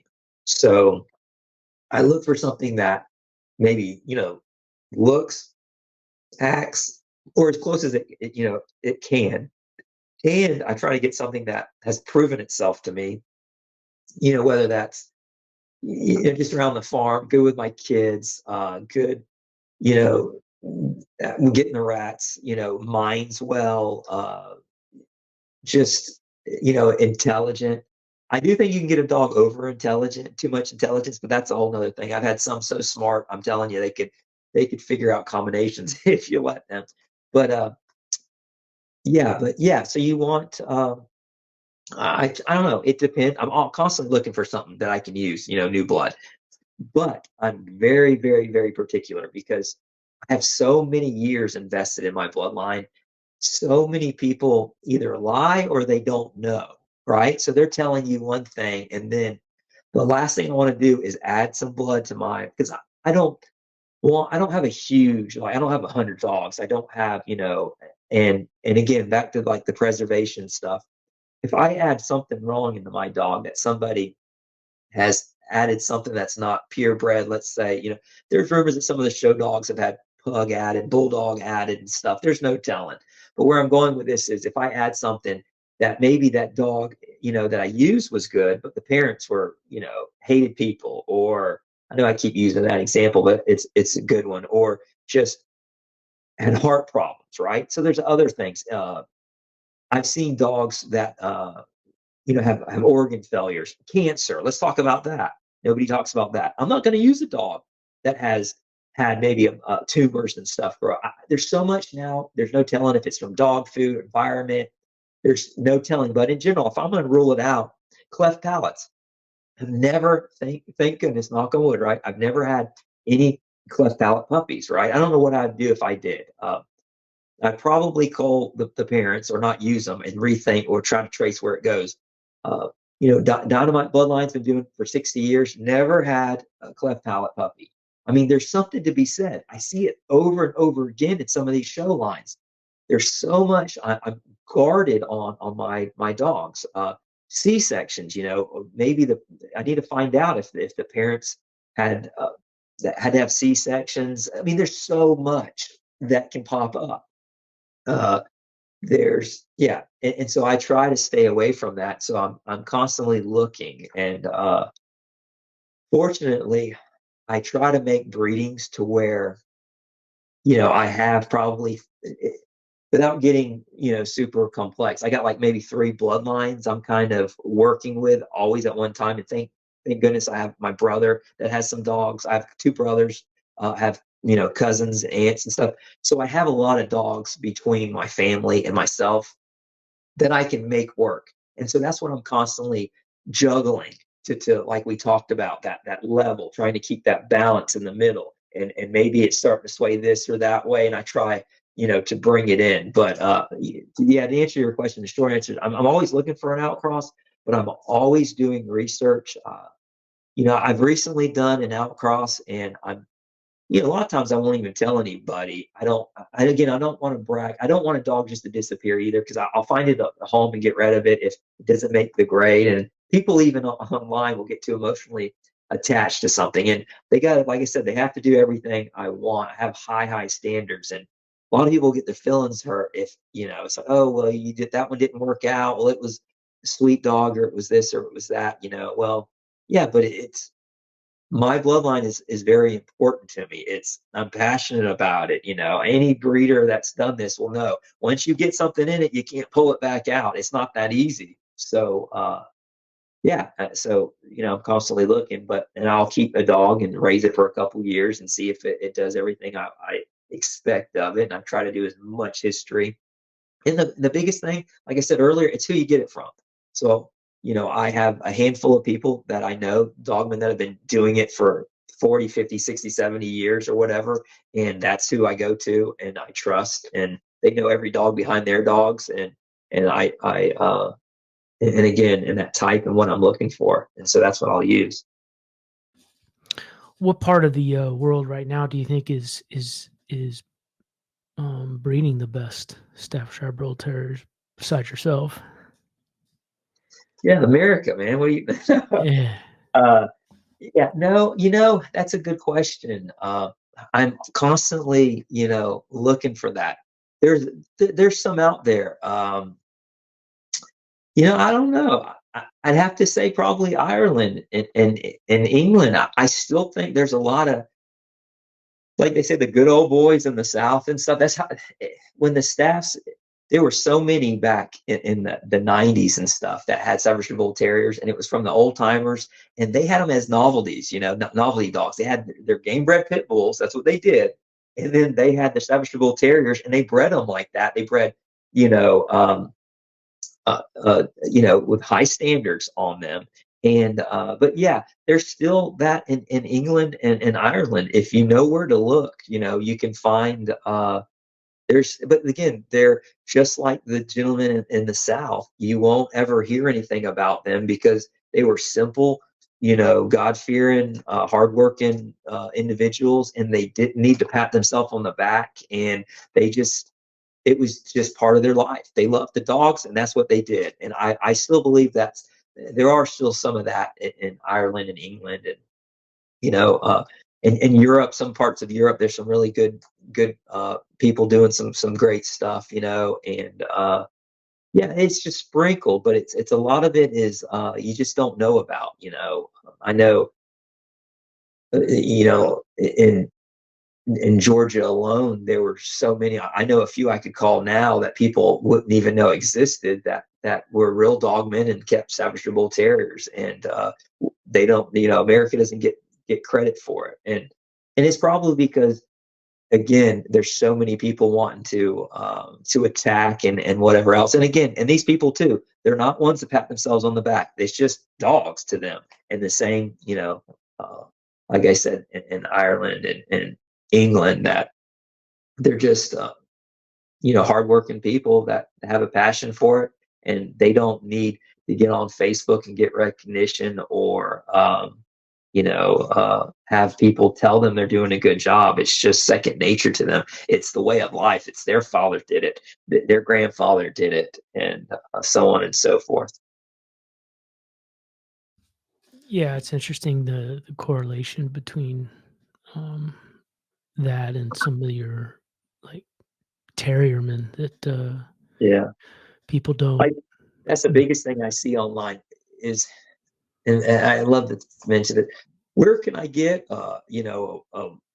work in Staffordshire Bull Terrier? Where can I get these men? Aren't gonna me. Anybody that's saying me is probably, you don't want to get a dog from them. I'm not trying to be mean, but and two, people asking like that probably don't need a dog like that. I see it's like, what do they always like to say in Ireland and England? It's like, it's as rare as hen teeth, right? You're just, the men that do that type of stuff, they're simple men, and they're not gonna just volunteer selling you a dog or stand up and say, hey, me. And it's usually the ones that you see that way, that I see that get all the recognition. I won't say they're the ones I'd stay clear of, because I don't know. It's they're, they're not the real dogmen. I don't know. They're just not. But the ones that are, they're not going to stand up and say, hey, over here, And so everybody thinks it's gone or it's not there.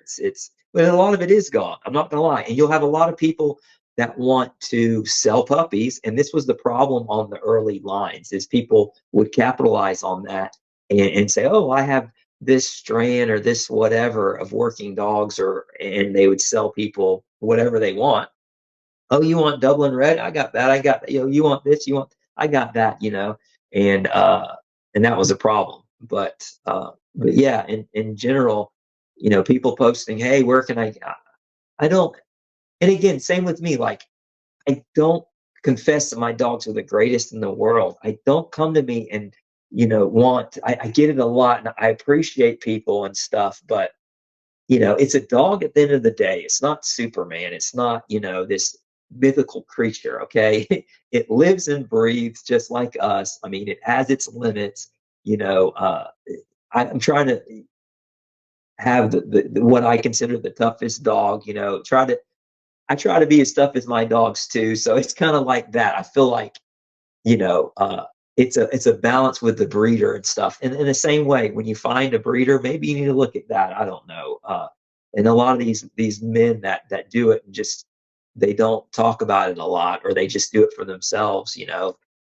Uh, yeah, they're not going to stand and raise their hand and tell you over here, over here. And the ones that do, again, it's I don't know. Do they?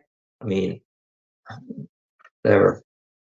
And you're right. The working is different. So, and the reason I say that, and this sounds, it's terrible, but it's facts. A lot of, and that's why I like to try. And it's not why but I do. I breed a dog that is still good pet. It's a good pet, and it can work too. I don't really like to sell to a lot of worker people. I mean, I say that. No, it's different. There's different types. A lot, in my experience, because I've been around working dog men and stuff, and some, they're different. They're two types, but the one type, it's dogs are expendable. Okay, they're here tomorrow. They don't do the job. They're out. They get killed. Oh well, that was too much of a hog for them. But let's keep throwing them in. It was too many days in a row. It's whatever. So that's a problem. And to someone like that, they don't want to spend a lot of money. So, and early on, I'm one of those type that I grew up where I want, I want to be honest. I want to help everybody out. But at the end of the day, you got to help yourself and your family. And this was the hardest part. I come to terms. I had there for a while. I wasn't really selling many dogs, and it finally had a few people, a bunch of people. I had breeders calling me up saying, "Why are your dogs so cheap? Your dogs are better than mine." I had one breeder actually tell me this. Another guy said, "What's wrong with your dogs? Do you not health test? Do you not?" And again, it was the same thing. Well, it's so cheap. As soon as I raised the price up some, but and then you have the other side. I talked to my wife, and she's like, and you're right about the money, but I tell you what's even more valuable to me is my time. And when it spends your whole day, every night, Christmas, Thanksgiving, you name it, you're with these dogs. I had a litter at Thanksgiving a couple years back, and it was, my father-in-law's last Thanksgiving. I feel terrible. We needed to. We had problems and stuff with the litter, and I had to get back. And I hear a bunch of people talk about some of that, and it happens a lot. Not it happens a lot, but what I'm saying is things unexpectedly. You just don't know, right? When it snows, they still got to, have water. They still need to be walked. They still need to be so on and so forth. So you're gonna have to get out if it's a storm, it's a hurricane, tornado, excuse me, whatever. So that's something to consider. But again, you have, like they said, the working. A lot of them want something that's expendable, and they want one that's here today and gone tomorrow. And they'll buy another one, and not all of them. But again, so that's you know, it seems where, so as far as the business side, and again, like my wife said, your time is important. You're taking away, and not even to mention from your family, it's from your dogs. They deserve to be, get quality dog food. I'm not, I give a quality dog food. Make sure they have all their vaccines. I mean, it's expensive. It adds up. So yeah, you need to try to get, back if you can what you put in, because, I do have some outside kennels and stuff. I mean, it's getting close. I have to, I every so often I have to get new kennels, redo the flooring in it, wood rots. I mean, just all kind of stuff, right? So it's constant maintenance. Dogs chew the door now. You let them out, they got a litter of pups. You forget about them for 5 minutes. You come back and your door's gone, like literally, because they won't back in with the puppies. There's so much stuff people do not see, and and like I mentioned before, I go, what? How much you want for a puppy? And then I mean, I don't tell them, but I want to say, I've been doing this 25 years. You want to take 20 dogs and you want to keep them, and you want to breed them the way I breed them, the standards that I have, raise a dog till it's 3, decide it's not any good, give it to somebody. You spend all this money and time, or maybe, try to get something out of it, but you spent so much money and time in it, do all this stuff right. And you expect me just to, how about you do this? And I'll come to you anytime you want, and you name your price, and I'll buy me a dog back, because I really don't. And I love the whole thing, but it's a lot of work. I would much rather just have my dogs and go about my business and be able to have, a couple of them, and that's it, right? And be able to go and find them anytime I want and purchase them. I have all that, and I'm dealing with all that. When it's raining, when it's storming, when you're inside, whatever, I'm out there, right? And or my kids are doing this or that, I gotta go back and, hey, well, dad got to do this or whatever. So it's a lot to it. Now, also, what you kind of touched on, I do see a big correlation, and again, not everybody, right? I don't want people mad, but yeah, I feel that when people make it their main income, it's a problem, because then they start, maybe that thing that didn't before, like that color, maybe, oh, you get a little more money for this color. Well, let's go ahead and that's where stuff starts to go wrong, in my opinion. Or it's breathing okay, right? She has a lot of puppies, right? So her breathing is all right. Let's breed her, let's just keep her and not this one, or whatever. So not always, but in general, when you need to pay the bills and when it's putting food on your table, then you might start making cuts that you shouldn't. And every kennel I've seen that's gone south, majority of the time, that's what it's from. So I always like to think it's better maybe as a second, it still have some kind of main income source, and then whatever that could, if you make profit, then it's icing on the cake type thing. So, or you can, for me, I just go right back into my dogs. I'll, redo something. I'll fix the door they chewed up, but no, seriously, I'll, give them bones, I like to go hunting, a new hog vest, maybe a new Garmin collar or something like that if I have something that I can afford to keep them safe. So yeah, or a leash or a collar. There's tons of stuff you can put back in to help your dogs out. So I agree with you. I used to think it was, oh, it's so wrong.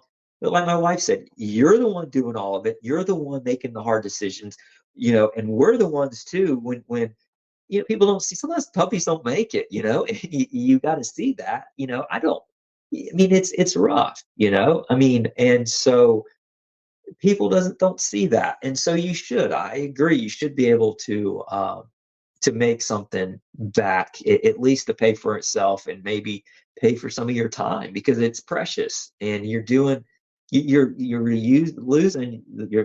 spending your life on something. And I'm passionate about it. I love it. I do it for nothing. I wish I was a millionaire. I joke. I said, set up a GoFundMe page and I'll just do dogs all day long. I love it. And I'd give puppies away. But fact is, you can't do that. Um, so it's important to make the right steps. And I think, but this day and age, there's a lot of people that can, have smoke screens up and they can sucker you in, with the pretty pictures but it goes a long way, reputation and just having experience. And honestly, I think the biggest thing is just being honest with people. Like when I talk to a lot of people, the first thing I get is, oh, I can tell you're passionate about it. I can tell, okay. Or I might tell them, and I don't hate to do it, but I do because they get upset. And I'm like, this litter is not for you. Oh, I want this, this, this, this. And they want me to and I could easily say, oh, this is what it's going to be. And then when it doesn't turn out, I could easily say, well, you ruined the dog. I'm not like that. And there's only so much. So this one ain't going to be for you. I just had a person today I talked to, and I told them, I said, listen, they really wanted this X, Y, and Z. And then I told them, well, I don't have X, Y, and Z. I just have Z. And they said, well, I'll take that. And I'm like, okay, listen, this is the dog who might live 13, 14, 15, 16, 17, 18 years, part of your family. I'm not trying to talk you out of it, but I want you to get what you want. And I don't, because early on I got that. But it's so much to keep a bloodline going. People don't understand. And early on, and I don't do contracts. I'm not your typical person. I hear all this stuff. I handshake, if, well, you didn't give that person a contract. I tell them, well, if I think I need a contract for somebody I'm selling a puppy to, then maybe I shouldn't sell them one. I mean, people can do you wrong no matter what. And I've had dogs. I've worked deals out with people to breed to another dog, and come to find out they get the female fixed and they disappear, or they owe me, a couple pups back and they don't do that. Like there's so many times where I've gotten, taken advantage of. But again, at the end of the day, if you don't trust somebody, then I don't know. I guess that's more of me. So I try to trust people and I try to be honest, but I think honesty goes a long way. You'll still get the people that don't understand. I tell people I'm breeding. My main goal is to make sure the parents are, check every box. I know I said this 100 times, but they got to check all the boxes for me. And I can tell you what they are and their parents and their parents and their parents, right? And then that's the product I'm selling you. Okay, let's just say that, right? And then they get upset. They call me every day after. The dog, oh my goodness, it has fleas, it's scratching, it's scratching. Oh my goodness, it's scratching, it's scratching. It has fleas, this dog has fleas. Did you put a collar on it? Oh yeah, I bought a collar yesterday and I put it on it. It's the collar, it's not used to it. Oh, okay. Over and over. My dog, ate a bone today. It did this. I'm like, listen, I don't have time. I can't. I have a family too. I have dogs, and I don't mind helping people out. But that's where maybe for me, it's not. If you want that, and I've had that where oh, well, and I tell everybody and if you go to my website, you'll see it. I breed for myself, and it sounds it's not. I breed dogs that I would keep myself. I breed what I think is ideal for me. Okay. And if you come across it and you say that checks my boxes too, and want something, that fits in your, what you're looking for, then that's great. But I'm not going to hold your hand along the way. I tell everybody, you need to be experienced with this breed. My best people that get dogs from me they had pit bull experience, because they know they can expect anything, right? And I tell everybody, this is a Staffordshire Bull Terrier. It was bred for bull baiting. It was bred for dog fighting and stuff like that. Again, my dogs can get along and this and that, but I warn them all, don't go take him to dog parks. And I'm not there holding your hand. I don't know. I'm not going to tell you, oh, it'll get along with any dog. I'm telling you, this is the breed. It's probably better not to have any other dogs. If you do, not to have the same sex, in general. There's always exceptions to the rule, but that's what you need to kind of consider when you get one of my dogs. And then from there on, I kind of turn them over. It's your, I don't mind helping me. Call me if you need help, but I don't need every single day you to catch up with me. And then people get really pissed off. They're like, well, I thought you would be around. I'm like, listen, man, I've been doing this 25 years. If I had everybody from every litter message me every single day, could you imagine? Or even once a week. And I do. I get a lot of people, and I try to help people out. And again, for money and stuff, like, people don't realize that. I mean, there's not enough money you could give me to answer questions for the rest of the dog's 16, 18 years, right? I mean, and maybe you could, but it takes away from my family time. It takes away from my dogs.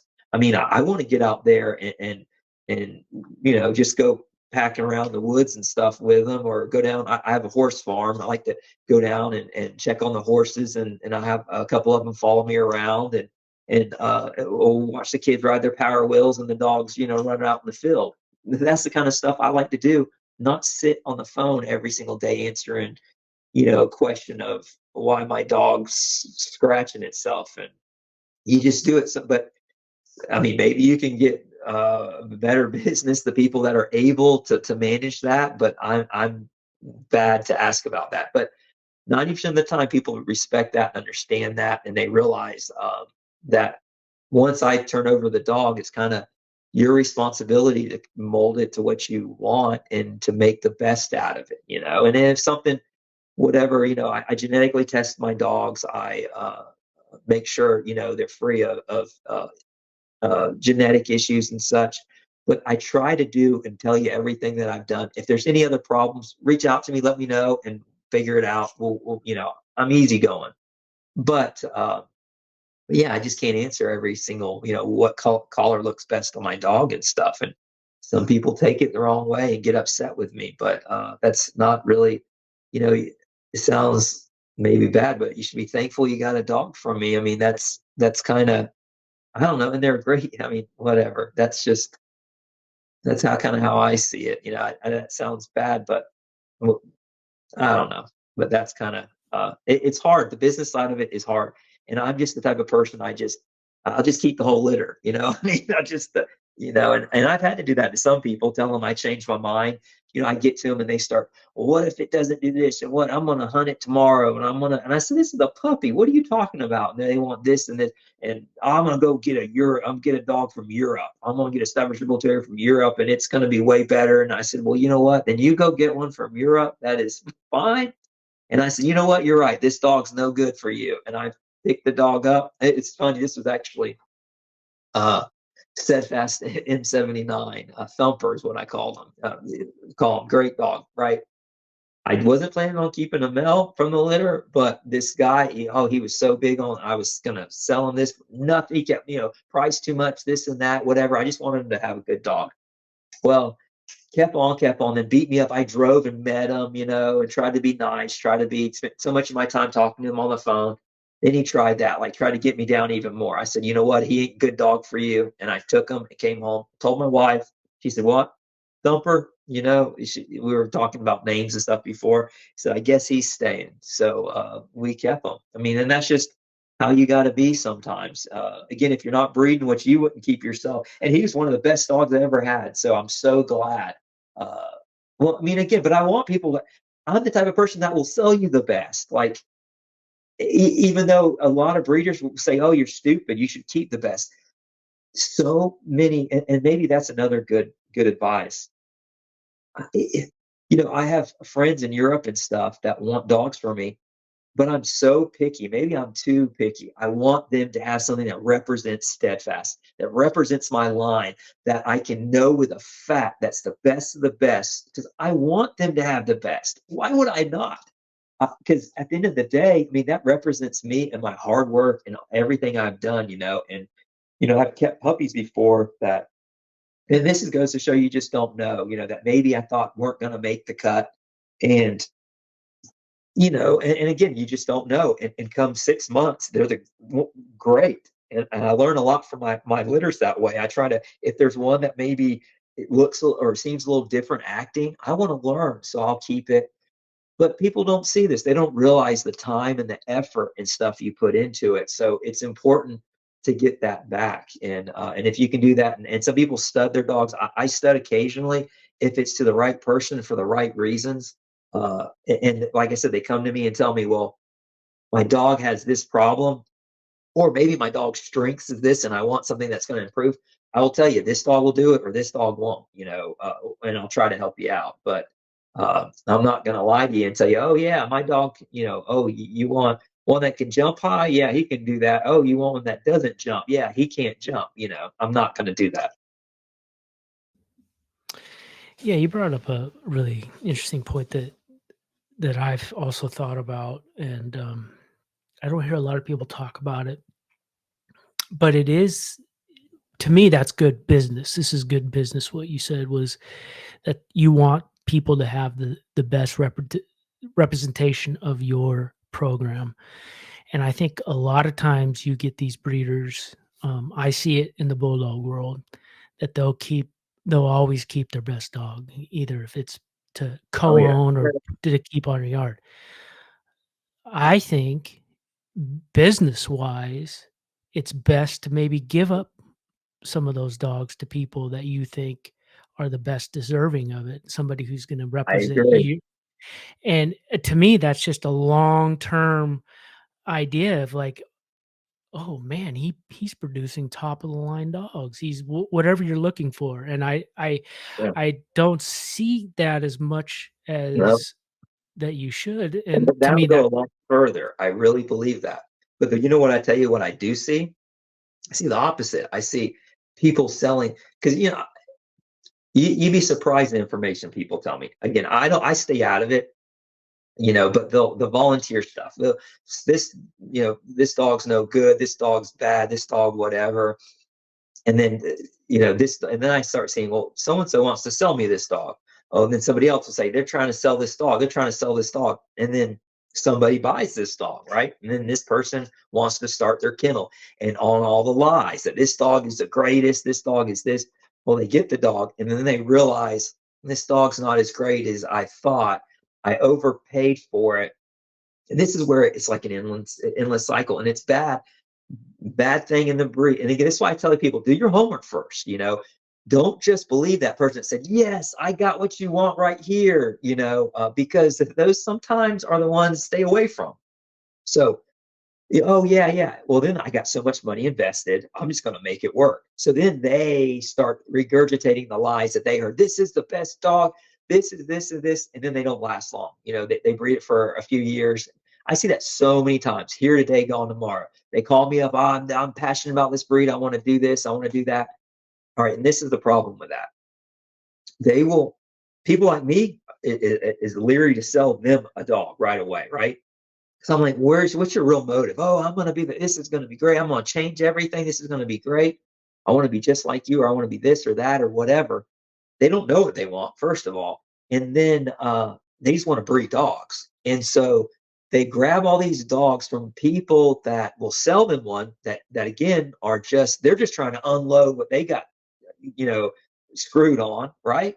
So, oh yeah, I got what you got here. I even got adults. So they take them, then they breed them, then they sell them with papers and pedigrees to any new up and coming breed. It's like a pyramid. It's a terrible, to where it gets worse and worse and worse and worse and worse. And then they lie because they just want to make their money back, or they don't know the breed. They said, oh, well, I guess this is just the breed. It's a good dog. Maybe it's an okay dog, but to them, it's the greatest in the world. because it's X, Y, and Z blood they told me about or whatever.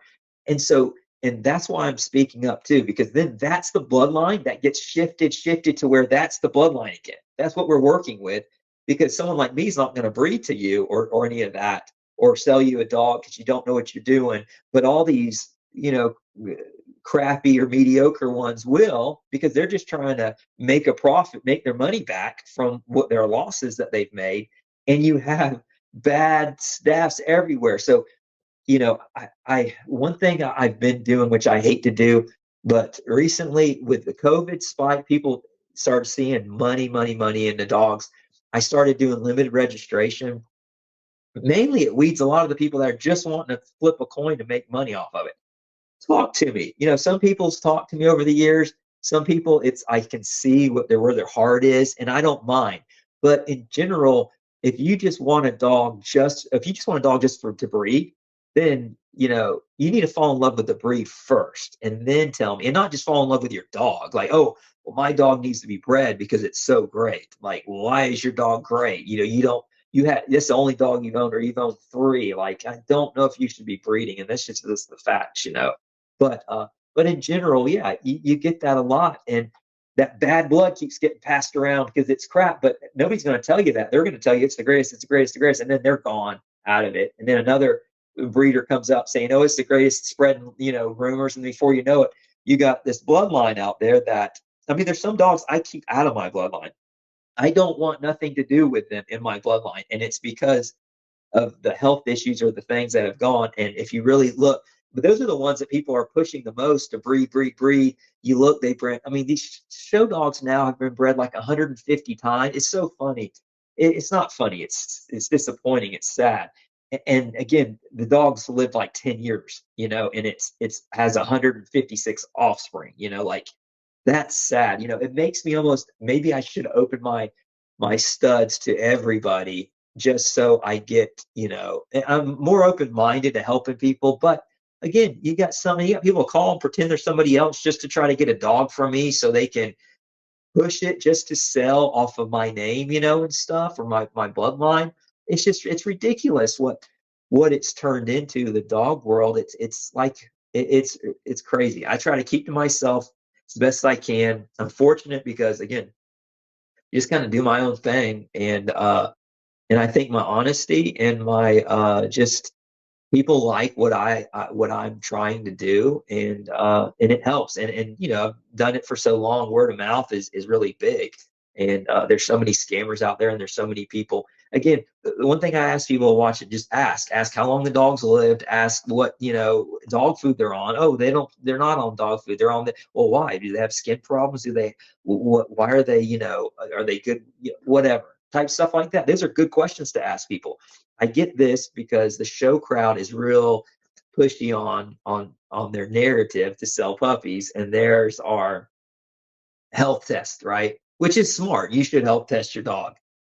But there's plenty of dogs that are health tested that are poor or not in good health, that can't breathe, that can't jump, can't, have other, maybe they have cancer. They're prone to cancer at 5 years old, 6 years old. They have cleft palates. If you're going to breed, then you're going to start getting that, or I need C-sections. Those are only fault for people that are wanting to breed. But yeah, look into that, because uh, you need to see what the dog is about, not just what it looks like. But unfortunately, it's all about looks. It's all about this is a show champion, or this has done this X, Y, and Z. It's crazy. No, I definitely agree. And I'm trying to get some stud dogs, and that's kind of how I want to operate, Yeah, because look at that. Yeah. I look at it, for me, it's like you were saying, it's all encompassing, Yeah.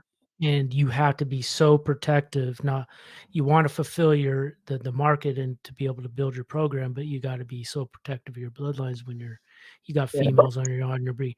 I see with stud dogs, like I've got a French bulldog and he's colored. I mean, people are gonna, when they see him, or when I start talking about him, like, you did what? Because just a few Yeah. years ago I was against color. Well, I'm looking at it as a business, and Okay. as a business, um color dogs sell, right? But I'm not. Well, it goes back to my point. If it's a healthy dog, what difference does it make? And that's a Yeah, big problem with the working and the show line. yeah. The show line don't want this color because it's banned.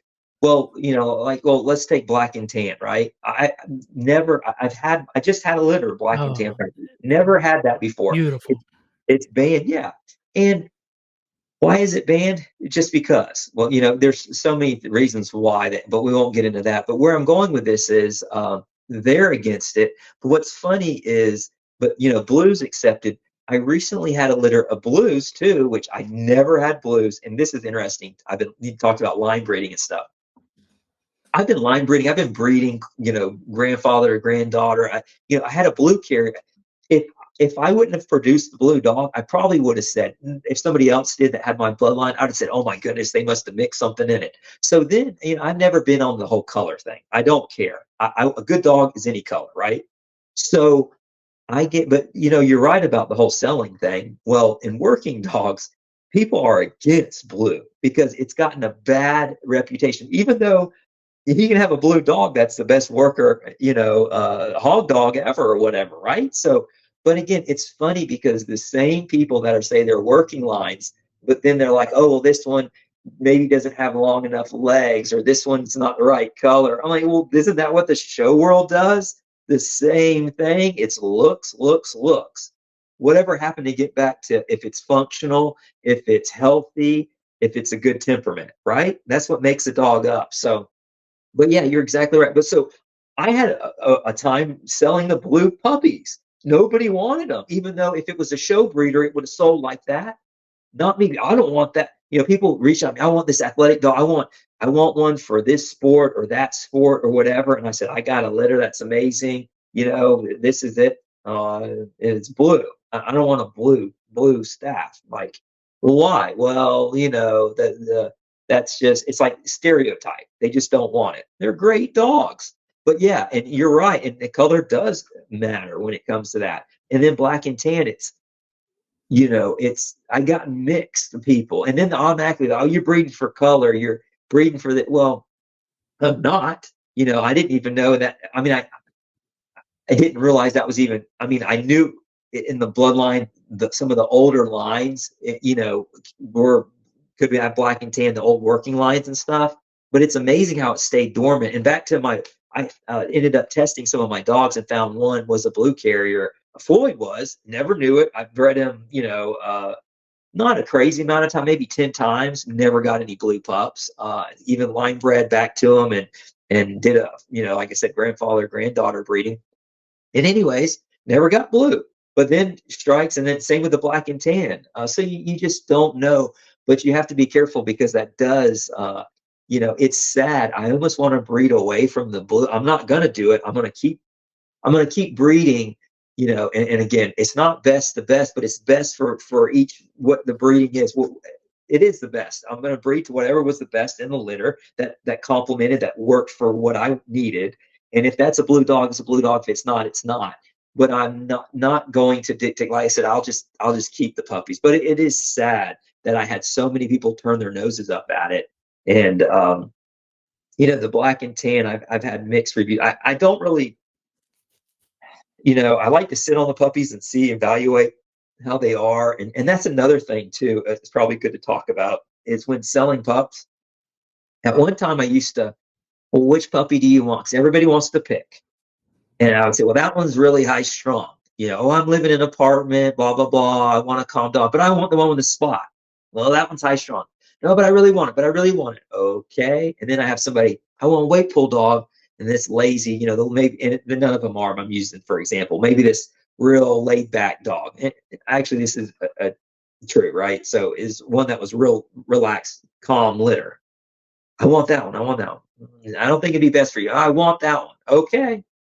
Well, then what do you think? They're going to tell all their buddies, this dog ain't good at weight pull. It's crap. They won't tell you that I said it's calm. It's real laid back. It's probably not going to be good for what you want. Okay. And you can train it to do whatever, point A to point B, but it's not going to excel at it. Right.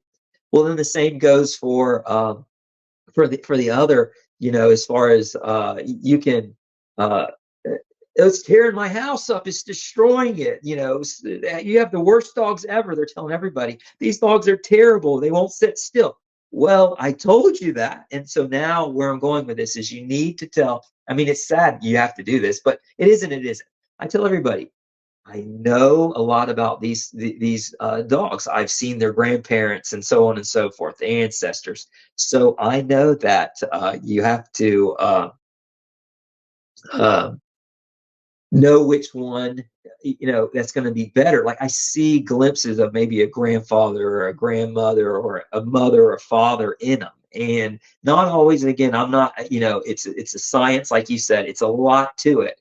But I'm the best one to pick, or I know what the parents are like, and I can get an idea, or I know, well, this one's acting like so and so, so it's going to be a better idea of what it's going to be. And this is the hardest thing for people to understand. But I try to tell them, I will pick the puppy for you. If you want a puppy, let me know, and I will. And if I don't have something for you, you want this weight pull dog or whatever, and it's not in the litter, then I'm going to just be straight with you and say, listen, it's not in the litter, okay? And people can't understand that. Like it's really hard, and some can.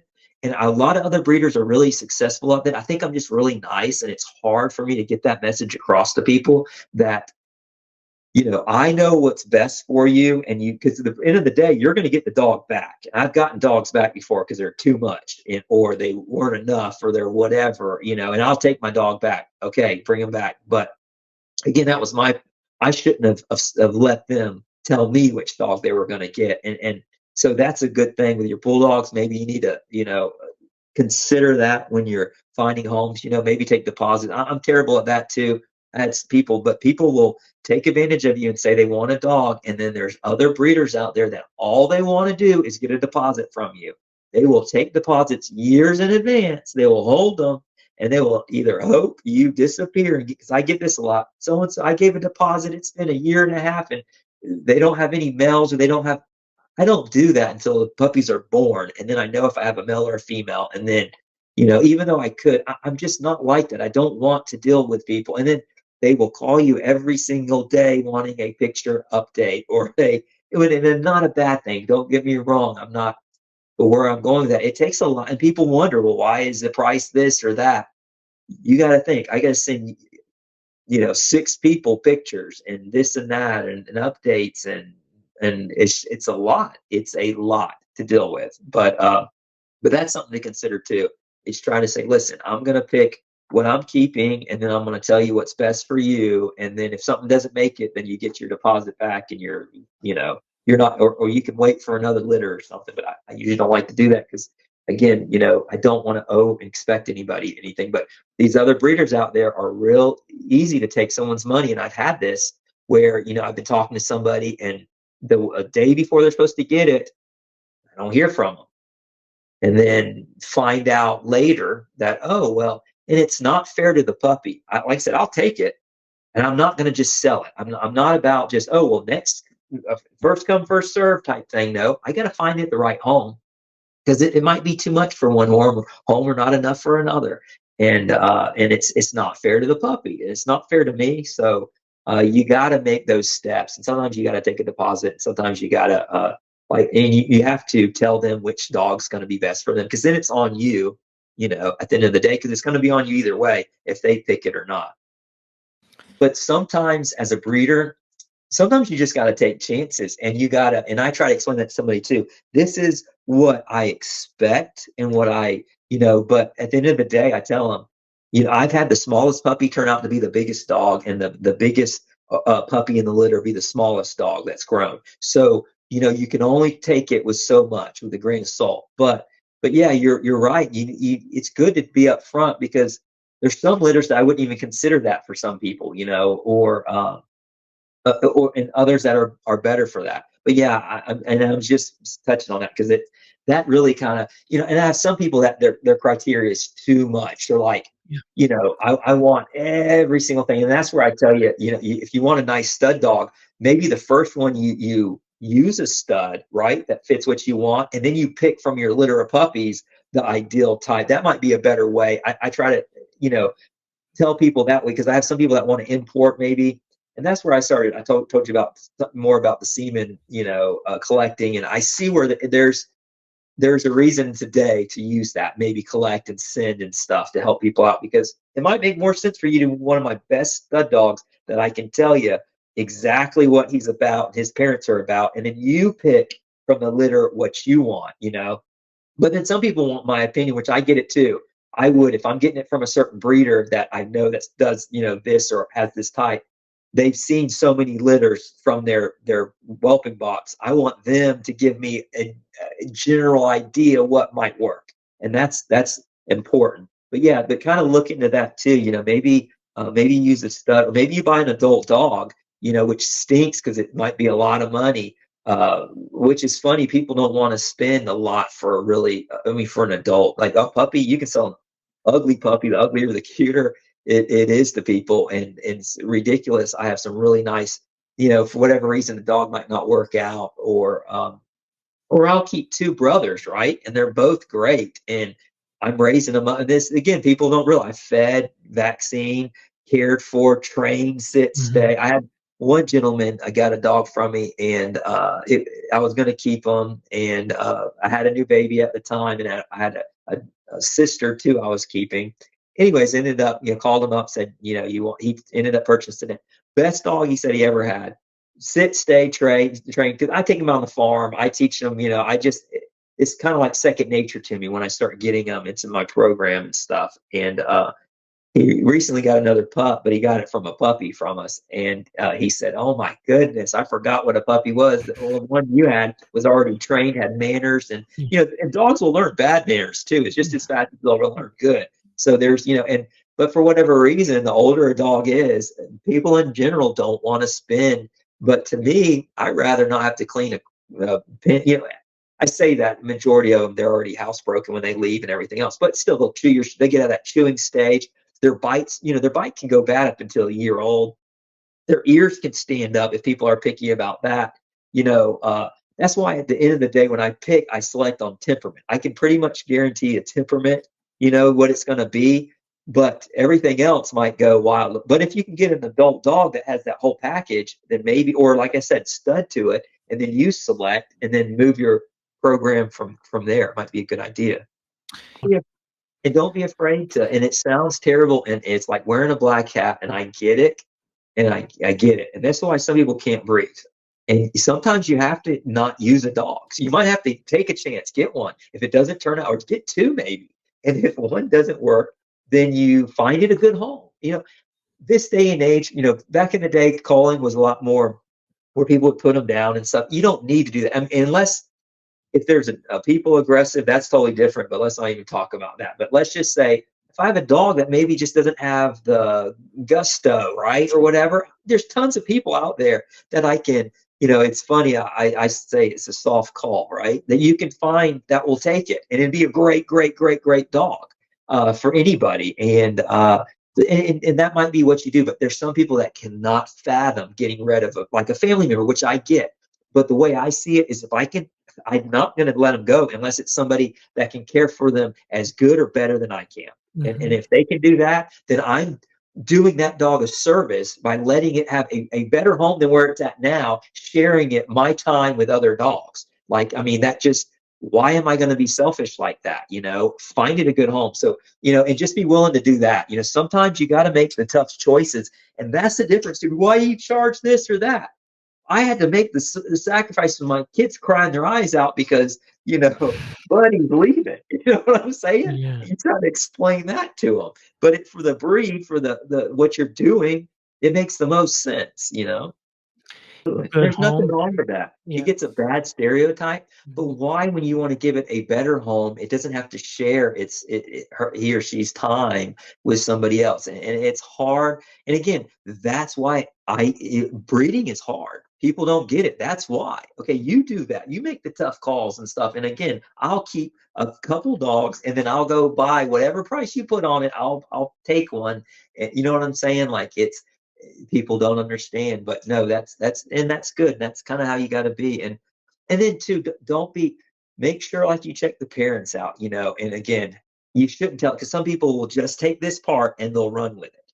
But you might have one that the parents were really good, and maybe and I've had some dogs that breeding is amazing, right? I've had really, really perfect looking dogs, fits everything, crappy producer. I mean, and I'll give them a couple litters, and if they don't do as good or better, I get rid of them and or find them a home. It sounds terrible, and I start looking, and they can stay with me as long as they want until I find them a suitable home. So let's get that straight. But because I love my dogs, I mean, I love them. You can spend, But anyways, but then you have the other side of the coin where I've had some that they're good dogs. They're really good, right? And I know I've been saying all this other stuff, but this is talking like a breeder, and I know what's behind them, and I know this and that, and maybe and maybe it's not the temperament's perfect. Let's just say, and the ears are just standing straight out. Let's just use that example. But I breed it, and it just produces better than itself, better than itself, better than itself. It's a great stud dog, and I've seen these dogs, and they're worth. I mean, to a breeder, give me that dog any day. So again, and if you're gonna breed, I mean, that's what you can do. Sometimes you just gotta try it. I mean, and I don't, that can be bad information to some people. Well, you just try it. Well, you had health issues. That's different. You had, this and that. But in general, if it's just tail's not long enough, or maybe the folds on the bulldog's ears, or I don't know, right? But maybe you could just one breeding, and it's going to breed better than itself. So always consider that too, because again, a breeder's yard, like I told you, there's so many that are collecting. They're collectors. They collect all these pretty dogs. And it's funny because they produce dogs that are mediocre. They're not as good as what they got, but they'll brag and they'll post pictures. Look at this, my dog. Look at this, my dog. I want to see what you produce. You're only as good as your last litter. That's why I always tell myself, right? And as soon as and you have to constantly work to keep, you're only as good as your last litter. As soon as you lose the bloodline or drop it, or you inbred too much or line bred too much or outcross too much, and you lose it. So you have to, sometimes you got to try things. And I've had litters where I'm like, this is going to be fire. This is going to work. Not work. And I'm like, what? And I realized, well, I'm not God, for one. You don't know. And two, you don't know unless you try, right? So, and then I've had other litters that, I have dogs on my pedigree I could point to you where I thought, yeah, they're good, but I don't like their pedigree maybe as much. So, but now looking back, I'm line breeding to those dogs. The dogs speak for themselves. I said, well, I didn't think that dog would be that good of a producer, but it's produced so much to where when they had litters, I kept puppies from them. They jumped out at me. The others that I thought would, they just were mediocre, and the other dog that I didn't think just outshined it. And again, you look back in the pedigree and you see, well, that's the blood that crossed or meshed best together, or line bred the best, or whatever. And then I can see, well, yeah, and that's happened a number of times. So yeah, so always consider that too. You just don't know, but you got to be honest with yourself, and it's good to have somebody too that you can talk to. I've been fortunate enough.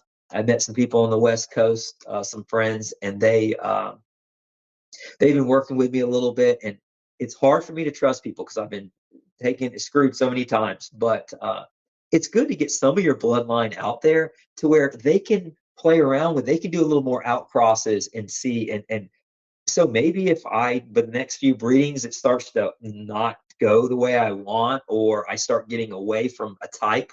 And maybe in a few years, I can reach back out and get some of my blood. So it is important to have some people that you can work with, and not put it all on your shoulders. And thank God I have a brother too that he has some dogs that he's playing around with, and not playing around with, that sounds bad, but you get what I'm saying, that he breeds as well and stuff. And we have the same goal in mind. And and I kind of let him figure out what way, because you have an end goal and you're trying to reach that, but there's more than one way to get to it. You can, and like we spoke, line breeding or inbreeding, you can get to it a different way, or outcrossing.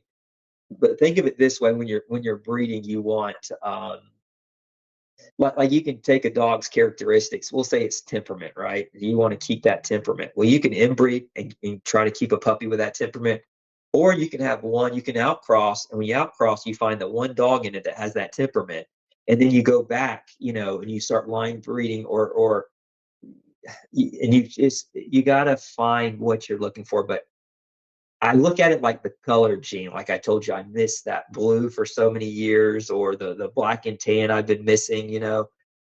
That had always been in the bloodline. It was just hidden.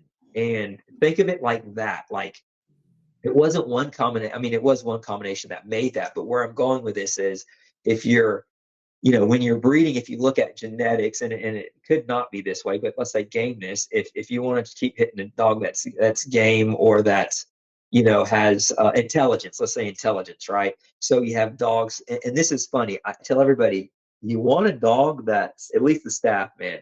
Floyd was smart, but you want a dog that's smart enough to know what you're asking of it, but dumb enough to do it again and again. Because there's some dogs out there that will, unless you got them on a leash, or unless you got a treat in your hand, or you get where I'm going with this. Like they'll get out of any kind of combination. Floyd was like Houdini. He could get out of anything. He would do whatever he wanted. He had no quit in him. He was super intelligent. I think there was probably like 12 toys. I had lined up one time in the house that I would say, get your rope, get your ball, get your bunny, get your bear, and he would go and get each one and bring to me. But then you have some dogs that are so stupid that, again, it's just like constant. Like, I think those would do good in sports, but that's a whole nother topic. But I like a balanced dog. Like I said, smart enough to know what you're asking of them, but a little bit dumb enough to keep doing it over and over again.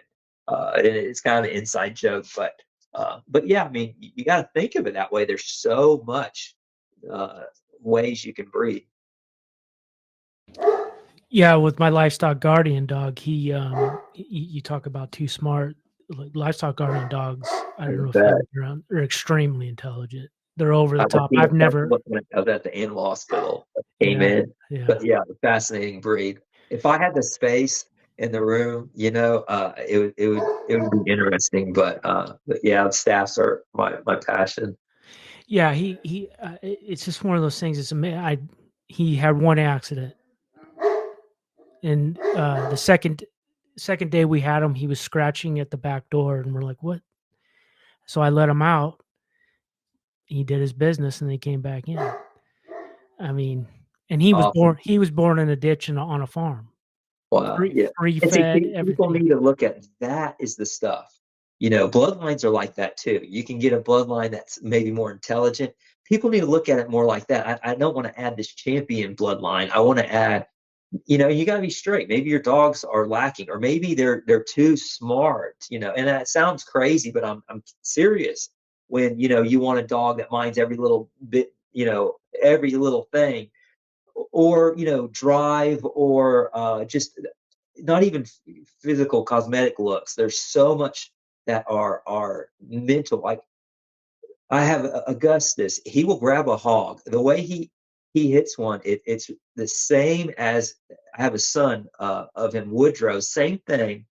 Never, they don't play together, but they will hit in the same spot. It's just genetic. And if you can see stuff in traits, and you line breed to it, and so if you look for a female and you're looking for a bloodline, like you mentioned earlier about looking for an outcross, that might be something that you're looking for that a line has to either solidify in yours. And usually that's what I want to do. I want to bring something into my best dog and lock that in. So my one that I maybe ideal out of my dogs now, I want to use that for my outcross, because I know she or usually she, because if you're going to use a male, or if not maybe a male, and get a female and raise up. But again, that's what you want to look for and lock it in. And then within your own is what I try to do. If I have one that's lacking something, I will try to line breed back, because I know my dog's in the pedigree has it, and get rid of it. And then I only want to see that dog that lacked it maybe once in my pedigree. After that, then I don't use it again, or something, or whatever. It's kind of a tool you can do. Yeah, what talking about my livestock guardian dog, what makes me love bull breeds and bull and terriers so much is their loyalty and willingness to please. And Uh, you talk about being too smart. That's the livestock guardians, because they have to work on their own. I mean, that's what they're bred to. Yeah, they need to figure it out. Yeah, I yeah, agree. That's and awesome. And they needed to fit, decide between, is it, something we protect, or is it prey? Is it,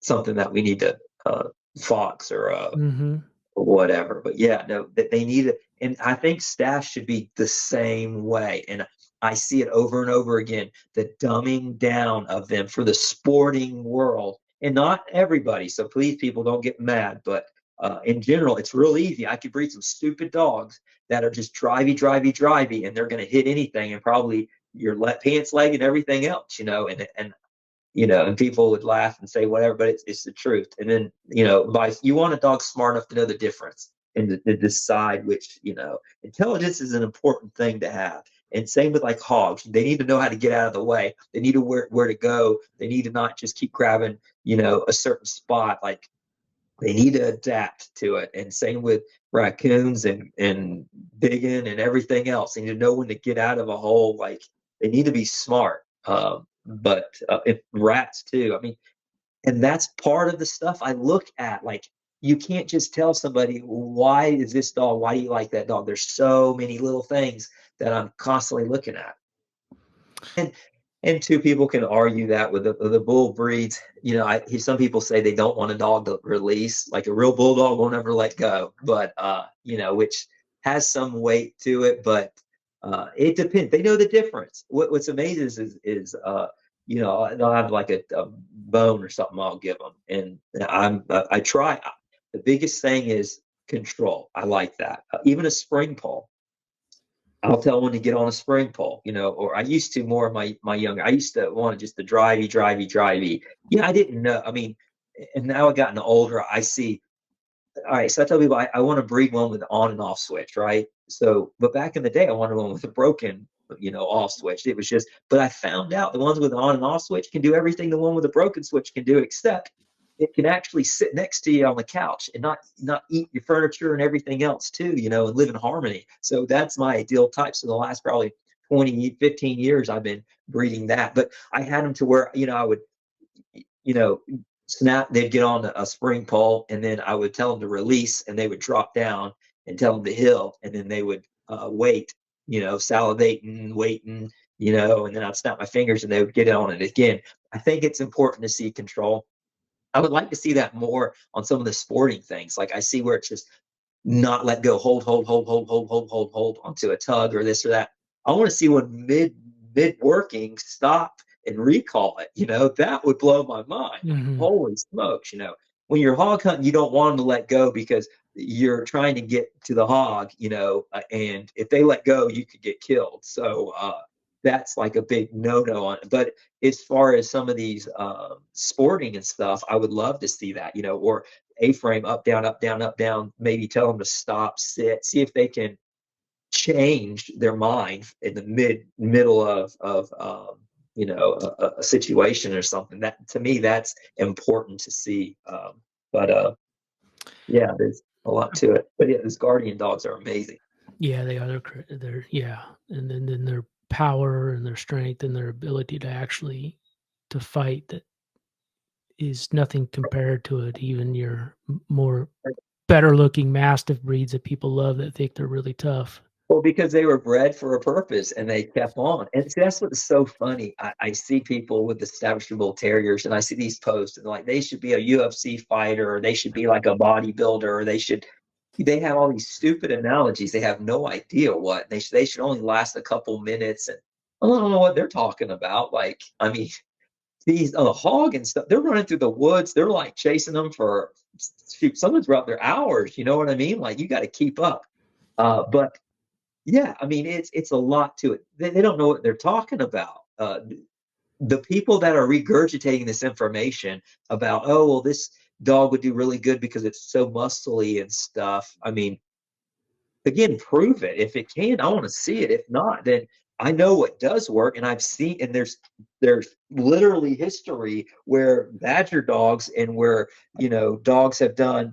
I mean, there've been some that fought and stuff that we have records of, that walk the walk, and they have a look, and that's where I'm going with this. Like, the confirmation. Why doesn't the confirmation fit the ones that did the work? that's something easily we have a picture of. We know the weight and the size, but like the guardian dogs, and then people are naive. They think the dog with the most muscle is going to be the one that's going to be the toughest, or my dog growled. Oh, I see these pictures. Look at it, and maybe that it is tough, but that don't mean nothing either. Like I told you, I have a little rescue, and it's all teeth always. I mean, holy smokes, it's crazy. It'll go up, and my staff will just like wag their tail, like, "What in the world are you doing?" And like, oh, I guess mine aren't very good staffs. No, they know the difference. They're intelligent. They know that he's no threat. He's no challenge. He's nothing to them. That's where you need intelligence. I don't want a dog. If a dog beats up a puppy, I get rid of it. If a dog doesn't want to get, beats it by meaning that, like, doesn't like it, doesn't, Yeah. they're fine. Now, if two males with a female in heat, they're gonna butt heads. I keep them away, period. But I don't even risk that. So people are like, oh, well, have you tried? I don't, because I'm a responsible, owner, and I'm not gonna get in that situation, period. I take them for walks side by side. That's fine. When I hunt them, I hunt, a male and a female. Occasionally, I let another male out once a hog is been, caught, and I need another backup or something. And again, they might do fine, but I'm not going to get in a situation where I have, a problem. And you just got to be responsible. And that's what I try to tell people. That's something as a consumer, when I'm looking at, say, your kennel compared to somebody else's, I'm going to say to myself, I want somebody that has proven, but even if I'm not going to use it for that intended. Exactly. And that's kind of what and that's what I would look for. I mean, most people, it's not like they're going to go out in the woods every single day, but they want a dog that they can say, well, I know the parents were gritty enough and could handle it and stuff. And if I ever, or if they got a farm or something, and something come on, a coyote or whatever, or fox, the dog could take care of itself. Mm-hmm. I had one person get a dog from me, and this was the reason he wanted one, was because his wife and his son were attacked while they were just jogging in their neighborhood. A stray dog came up and just started biting the mother, and the son, I think, was like 12 or something, helped get the dog off the mom. And his wife was so scared now to go jogging. And this is a good situation too. And it's like they wanted a staff that they could jog with, that the mom could, or his wife could at least get away if something like that happened again. And I was like, wow, I never thought, but there's so many situations where you want a dog that's gonna, stand its ground when something like that happens. Right. I get people that write me now that said they've gotten one from this person or that person, and they are so into one side. I know I keep saying this, and it's not all of them, but every Tom, Dick, and Harry wants to breed these sporting dogs now, and they're like, he's like, Brian, man, the dog wouldn't sit still. Like, it just wants to, it doesn't listen. It's wanting to chew and tear everything up. It's ridiculous. It's untrainable. It's crapping in its pen, and it's just rolling in it. It's just this and that. It's like, it's not, and he had staffs before. He said, it's not the same as before. It's ridiculous. And he was, suckered in on this sporting line. It's old type or whatever. And, I don't want to pick on them either. I do think the functionality, and there's plenty out there that are doing it right. But again, they're kind of putting, like we talked about the Patterdale, at least it seems to me, they're getting this dog that, and the staff should have always been like a family dog, that you could take, they took to the pubs and stuff, right? And everywhere else. You can't, you want a dog that can do that, not just sees a rope in the corner and wants to hang from it all day long. Again, that's not a bad thing. I have plenty that will do that. But at the end of the day, what does that really do? I don't know. And I don't know. I mean, I guess it's fun and games, but I tell you, my kid running around with something, around, hanging or something, I'd be worried. I don't know. Get a hold of it. And if it's not very smart, it's going to pull on it until it end up hurting somebody. But that's just another. And then you got people that want to do this dog for protection. And I know what they all say. Oh, they're just grabbing the sleeve. My thing with that, and I try to tell everybody, and I mean, I get each their own, but this breed does not need any more. The last thing we need is a picture of a staff grabbing someone's arm. And the ignorant people out there are going to say, oh my gosh, it's trying to bite somebody. Even if you convince me that, oh, it's because I guarantee you, and people argue with me, and maybe I don't know enough about it, but if you ever got one that was really people aggressive and it enjoyed it, and it would excel at that, and then somebody would capitalize and want to breed it for protection, this breed shouldn't be. I'm against it. It shouldn't be used for that. It should be good with humans and be able to be worked with. But yeah, that's a whole nother topic. But yeah, I get people that call me on that. I don't really want to sell you nothing for that. I'm sorry. There's other people out there you can go do. My dogs like people, and I don't. And oh well, I'm just teaching it to grab a sleeve. I think it's bad for the breed. They're banning XLs and everything else now, and they've been for years. The staffs now that you can't fly them here and there, they're banned because of their muzzles are so short now because of the show. What they've done now, they've made it where you can't even ship them to certain places. So the last thing we need is pictures of one grabbing a sleeve or something, but that's a whole nother topic. Do you know what I mean? Like, It's usually people I've found that didn't grow up with them, and they don't realize these were fighting dogs. Okay, that if they really wanted to grab your throat, and I don't want to, but we want one that in the way they were. But that's part of the. People can look at it positive and negative. Like I said, that's what it was. That's what they did back then. But at the end of the day, they pretty much, like I talked about, these old time breeders and stuff, they bred dogs that love people, that you had to wash each other's dogs. You had, in general, I know people will say, oh, there were man biters out there, blah, blah, blah. Yeah, okay. But in general, if they had, in the old timers I know, if they had a dog that they couldn't put their hands on and couldn't handle, they gave it a dirt nap. I'm just going to be straight. They didn't keep a dog like that around. And so in a way, they selected dogs that were very great with people. And for some people, it's unfortunate they just don't get along with their dogs, right? Alpha dogs.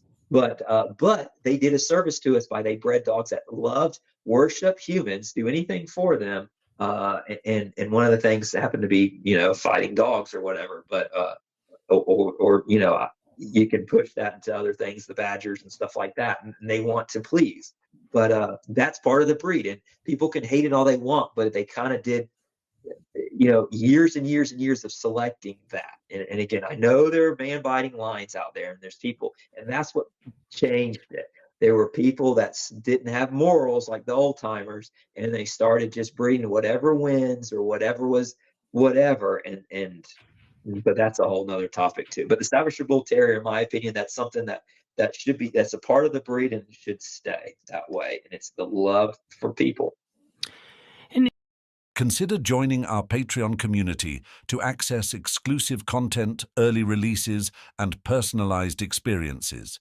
Subscribing not only supports Sean from the Bulldog Social Club, but also connects you with a community of like-minded enthusiasts.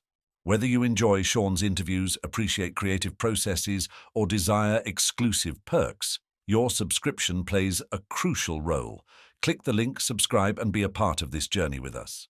Do you enjoy listening to audio podcasts like I do? Consider joining the Bulldog Social Club Spotify membership. For a limited time, it's only $1.99. Get early releases and personalized experiences. Subscribing not only supports Sean from the Bulldog Social Club, but also connects you with a community of like-minded enthusiasts. Whether you enjoy Sean's interviews, appreciate creative processes, or desire exclusive perks, your subscription plays a crucial role. Click the link, subscribe, and be a part of this journey with us.